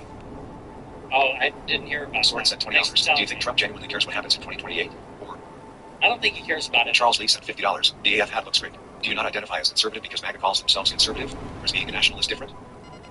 Ruthie Sumer sent $20. Hey Nick, what's your definitive opinion of the AGL? Anti-Quaking. White Millennial sent $20. Daily viewer here. I work at a school in the South. I hide my power level, but want you to know a lot of white kids. Let's Fantastic go! data. I've heard that. I do have a lot of high school age fans. W's in the chat. I love high schoolers. Wait! No, I didn't mean it like that! No, don't clip that! That's obviously a joke. The high schoolers are based. It is the millennials and the Gen Xers that carry water for the sick and degenerate race. $50 with the war in Iran better draft again. Do you think Americans today, especially in states like Florida with huge veteran communities, would show up, or would there be mass resistance? Hashtag Fishback 2026. That's just like, you're talking about a movie that is never going to happen. Mad Dog Burns at $20. Not to sound like Bill, but I see no hope for years until we get an America First candidate there. GOP isn't going to recover for a while, and there are too many illegals for future debts here. Okay. OT said $100. My mom's hope is crazy. The other day she said that the fact that even Hillary applauded Trump's Iran strike means it's obviously good. That's she thought so, amazing. not realizing he's the one who became one of them now. These boomers, bro. Thanks for the big super chat. I love that take. No, but that's actually what you want to see. You remember last year when the establishment lined up to support Trump? And all the Trump sycophants said, that's actually a good thing. Here's why that's actually a good thing. Here's why that's actually what you want to see. That's how you know we're winning.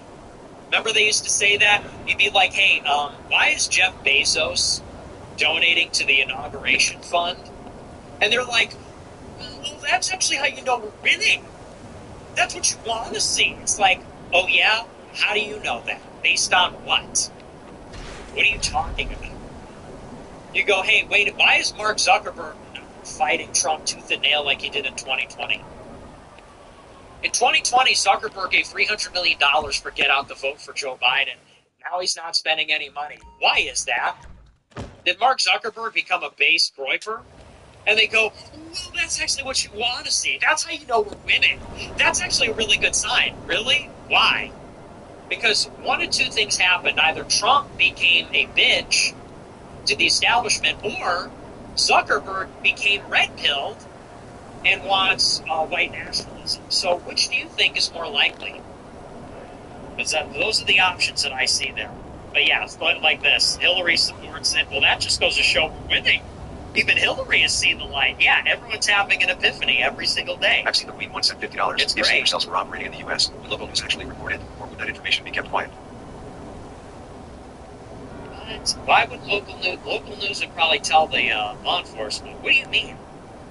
You think that like your local NBC affiliate is like aware of an Iranian sleeper cell? Like, what are you talking about? I don't even know what that means. Sent $20. Hot take. Voting truly hasn't mattered since the Jewish people blew JFK's heads to move off from criticizing their weaseless ways. That's really deep. That's really deep. I've never met someone like you before. You're really intelligent. It's like when you see these TikToks. You ever see these TikToks where it's like, drop one hot take in the comments that no one is ready for yet. And people leave a comment and they're like, I can't even think of an example, but they say just like the dumbest shit ever. They're like, fake friends actually suck. You know, they say like the most like pedestrian thing you've ever heard in your life. They're like, I think religion divides people more than it unites people. I think religion is the cause of all wars. I think that you don't need to be religious to be a good person. You know, they say, I think Christians are hypocrites sometimes. You know, it's like stuff like that. It's like it's in that vein. I think the rich want to divide us based on gender and ideology. And it has like 15,000 likes. It's with Reddit Gold, strangers. Drop one hot take in the comments the world isn't ready for it. Yeah. Hot take. I don't think voting has truly mattered since the Jews. Jamelin Elsie sent $20. Trump's $18 trillion trade. We live in Goyim hell. We live in Goyim hell. And we are prisoners here. Welcome to hell. Welcome to Goyim hell. I'll be your guide. We're all prisoners. Jamelin Elsie sent $20. Trump's $18 trillion trade deal investment figure was exaggerated. Fair play. You were right. However, do you think it is possible Trump is now hitting her hand to squeeze China or misdependent for leverage? That's crazy. $50 Wow. vindicated, but so is her How methodology in is assessing events possible? focusing on the evidence, not delving blind in sensationalism. Talks of mysticism or aliens. It reminds me of like a Like I said, school $20. teacher Thoughts on John Kiriakou. 10 most writing users sent $20. papers. What's your stance on far-right atheists? Keep hot Many of those relations stupid share the there. same values as you without the religious aspect. Most special. Go to hell. Often Mom 4000 sent $50. Is Trump laying in bed right now in a peaceful mental state accepting the fall of his legacy, or is he absolutely off his motherfucking rocker in regret? Trump is off his fucking rock. He was like, okay, fuck it, I guess we'll invade Iran. He was like, fuck it, I'll just invade Iran or some shit. Do you think Trump is laying awake at night? Dude, he's not like you, okay? You eat an entire bag of Doritos while watching American Dad when you get high in your apartment, and Trump is nothing like Smack Suck and Fuck Winter 2026 sent $20. I know I'm wrong, but I just don't see how our country doesn't end up in some type of civil war eventually. Not advocating. Wow. Interesting Cheryl perspective. X here and Nate's fine sent $20. Nick is Bernie Bro confirmed. JK. Thanks. Rated Peter sent $20. Hey Nick, can you please take me to Yates show in LA, please, nigga? I don't know if I'm gonna go. I don't know if I'm gonna, like, you apologize to the Jews so they let you perform again. Thomas 3 sent $50. Yeah. Just change their methodology. I guess, Infiltrating bro. power structures for centuries, leaving unfinished WRK to their offspring. We must be prepared to plant trees for shade we may never sit in. Shade sent yeah. $20. If anyone in chat is 18 to 25 and you're not in college full-time, you better pick up some summer courses in community college or have a pathway for CO status. Why are you telling Black everybody Jew what Warrior to sent do? $20. I'm a black Jew in America. Should I go back to Israel or Africa? Maybe Egypt? I want to be with my religion, and mine it is. Nicholas Domino sent $25. Yeah. Now the Jews are trying to categorize Epstein as a self-hating Jew who loves Islam. Another collab with Hodge twins? Yeah, Shabbos and Simbaum sent $20. Boy, here's some shekels from my lawsuit against Harvard. We love to sue. Linux still sent $20. Thoughts on 8 verification bills requiring OS level age check? Bills now in multiple states simultaneously. Digital ID? it's bad. Danielle Carey 3 sent I don't $20. like it. Used to watch Matt Walsh every day until I found you. Guy's a sellout. Thanks for opening my eyes. Hope you use that money for feeding good fuel to your body. Okay. Griffin Fuller sent Very, $20. very good callback. Griffin Fuller sent Well $20. My dad had 5 tours and served 27 years in the Marine Corps during the Iraq and Afghanistan. Thank you for bringing light to the truth of what was going on over in the Middle East. Got it. W. Dad survived Zod War. Sent $20. The distractions they feed us, like fish in a bowl, dead on. Always, look, then nothing, nothing ever, unless it's a mid-level white person. No one ever gets in trouble. White privilege. LOL. Logan Hagen sent $25. College Republicans named as political director, but fraternization with Democrat influencer Nick Fuentes risks it all. Eyes emoji. Yeah, that's crazy. Doyle should go and help him out. I mean, Doyle should go and jump to his defense or something. I don't want to get too involved because I know my association is toxic, so I don't want to get him in any more trouble. But you know, some of these people, all they seem to be doing is attacking. Brown sent $20. Outstanding show. You're right that nature hates a vacuum, and sadly Trump filled it and abandoned his base at the same time. Yakov sent $30. Do you agree with Esther Pilar's theory that we live in a shadow matriarchy, and the idea of patriarchy is a myth? I'm not familiar with Seattle for 1999 sent $20. Too many conservatives who don't know anything about politics like Trump for Zora and nothing else. Will be tough to win 28 if Trump is campaigning against the AFNOM. Abel Dix sent $20. Biden 2028 put that old fart back in office. He can't retire yet. Yeah. Roger sent $20. Thank you for a great show. Yeah. Will you do a collab with JF Narebi from the old heads sometime soon? He's doing great work and is a big supporter. We all appreciate you and your message very much. Yeah, I'm open to it. I like JF. Alex Pacheco sent $22. Genuinely curious how you navigate your daily life with all these evil people wishing death / coming for you. God bless you. It's miserable. It is a miserable affair that I am. Claudia G sent $20. I'm writing in your name in Valley. NJF 2028.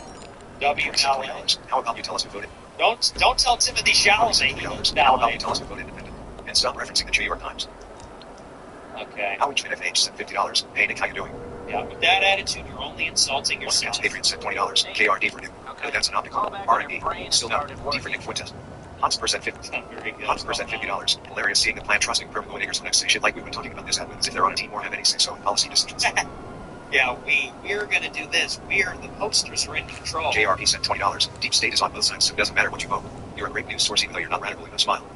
Staler 3016 sent $20. I'm done with you. You were a traitor, you fucking Democrat. Bye-bye. Yeah. Double $2 sent $20. Trump sucks. Have a good time. Power, they'll never give it back. AI is going to win history as we know it. You think the pendulum is going to swing back and forth as it always has, quote. Yeah, I'll take my chances. Claude still sucks. You know, I asked Claude to, fill in a map. I was filling in a map of the Middle East, and I said, hey, Claude, can you color in Azerbaijan and Jordan? And it couldn't do it. So, yeah, I know for the 100th time it's happening for real. AI is actually happening this time, guys. No, for real, it's actually going to happen. It's like, okay, well, it's still retarded. It still can't do 90% of what I want it to do. So it still won't tell me what race people look like based on a picture of their face. It refuses.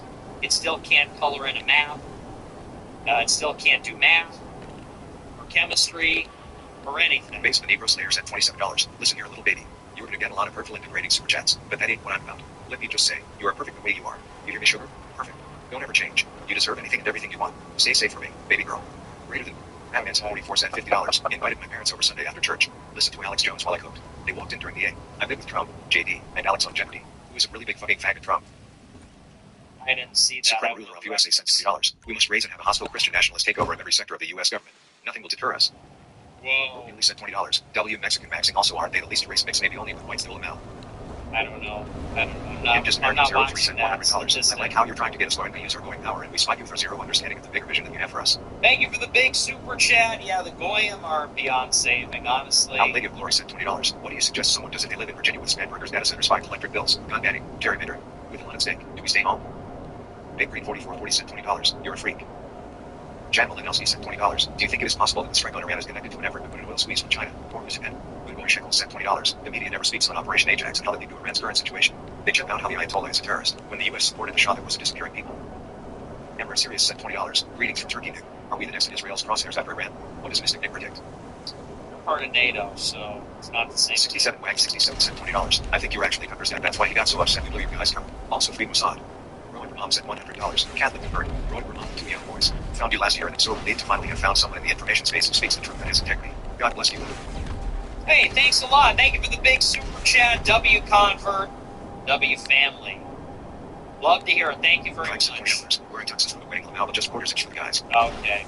84 cent $100. Mass deportation should be sold as a humanitarian foreign remigration and rebuilding programs, sort of like how Trump sold helping the people of Iran as one of his excuses for war. Yeah, because that's what's missing, right? We didn't brand it in a transparently subversive way.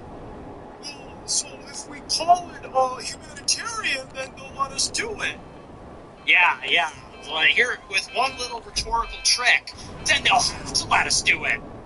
Okay. That's how Goyim think. That's like your brain on being a Goyim. Veronica sent $100. Ugh. Okay, if I could have figured out how to change my name on here, that would have been funnier. FML. No. Well, thank you. Gigi sent $20. I wanted the voters list of illegals deported. That wasn't going to happen at all if Harris won fell Levant. That's pretty. Yes, 17 sent $20. JD, are you under there? Smiling. You like that? You like that little bit? Jacob Billy sent $20. We vote for principles, not parties. When a party abandons its word, the people must remind it who holds the power. Wow. It's really profound. Timothy Ukanasi sent $20. Why were you weird when you screamed with Flab and Steve-O? You talked like a robot in front of them, not like one of the boys. You were scared to go on Cloud's balcony like a weirdo. You were Aristotle to him. I'm afraid of heights, okay? I don't like being on a balcony. As far as the other stuff, I don't know. I think I talked about. Ebb sent $20. My last super chat was a quote from Sneeko. We should be cooking the white people who have no idea about Islam. Really? Well, that's not good. RB Roy sent $25. Would you ever go on Joe Rogan if he invited you? And would you consider debating as bungled in the Iran war? Have you ever heard of James Fishbeck? Also, what book recommendations do you have? Oh boy! Funny! Good job. Wow. Very good. Okay. All right. Okay. Well, that's all the super chats for tonight. Well, hey, got what you paid for. Got what you paid for with your super chat money. There you have it. Good job, everyone. We did it. All right. Well, that's our last super chat. Is it Friday yet? Oh man. That's all I got for you. Remember to smash the follow button, smash the like button, leave a comment. Let me know what you think about the show. I'm on the air Monday through Friday. I'll be here earlier tomorrow, I promise. Thank you to our top super chatters. Special thanks to Veronica, Maxine, Average John, Talk Ticker, Obelisk, Just American, Groiper Mom, and Crypt. Thanks to them. Thanks to all our super chatters, everybody that watches. We love you. I'll see you tomorrow. Until then, have a great rest of your evening. American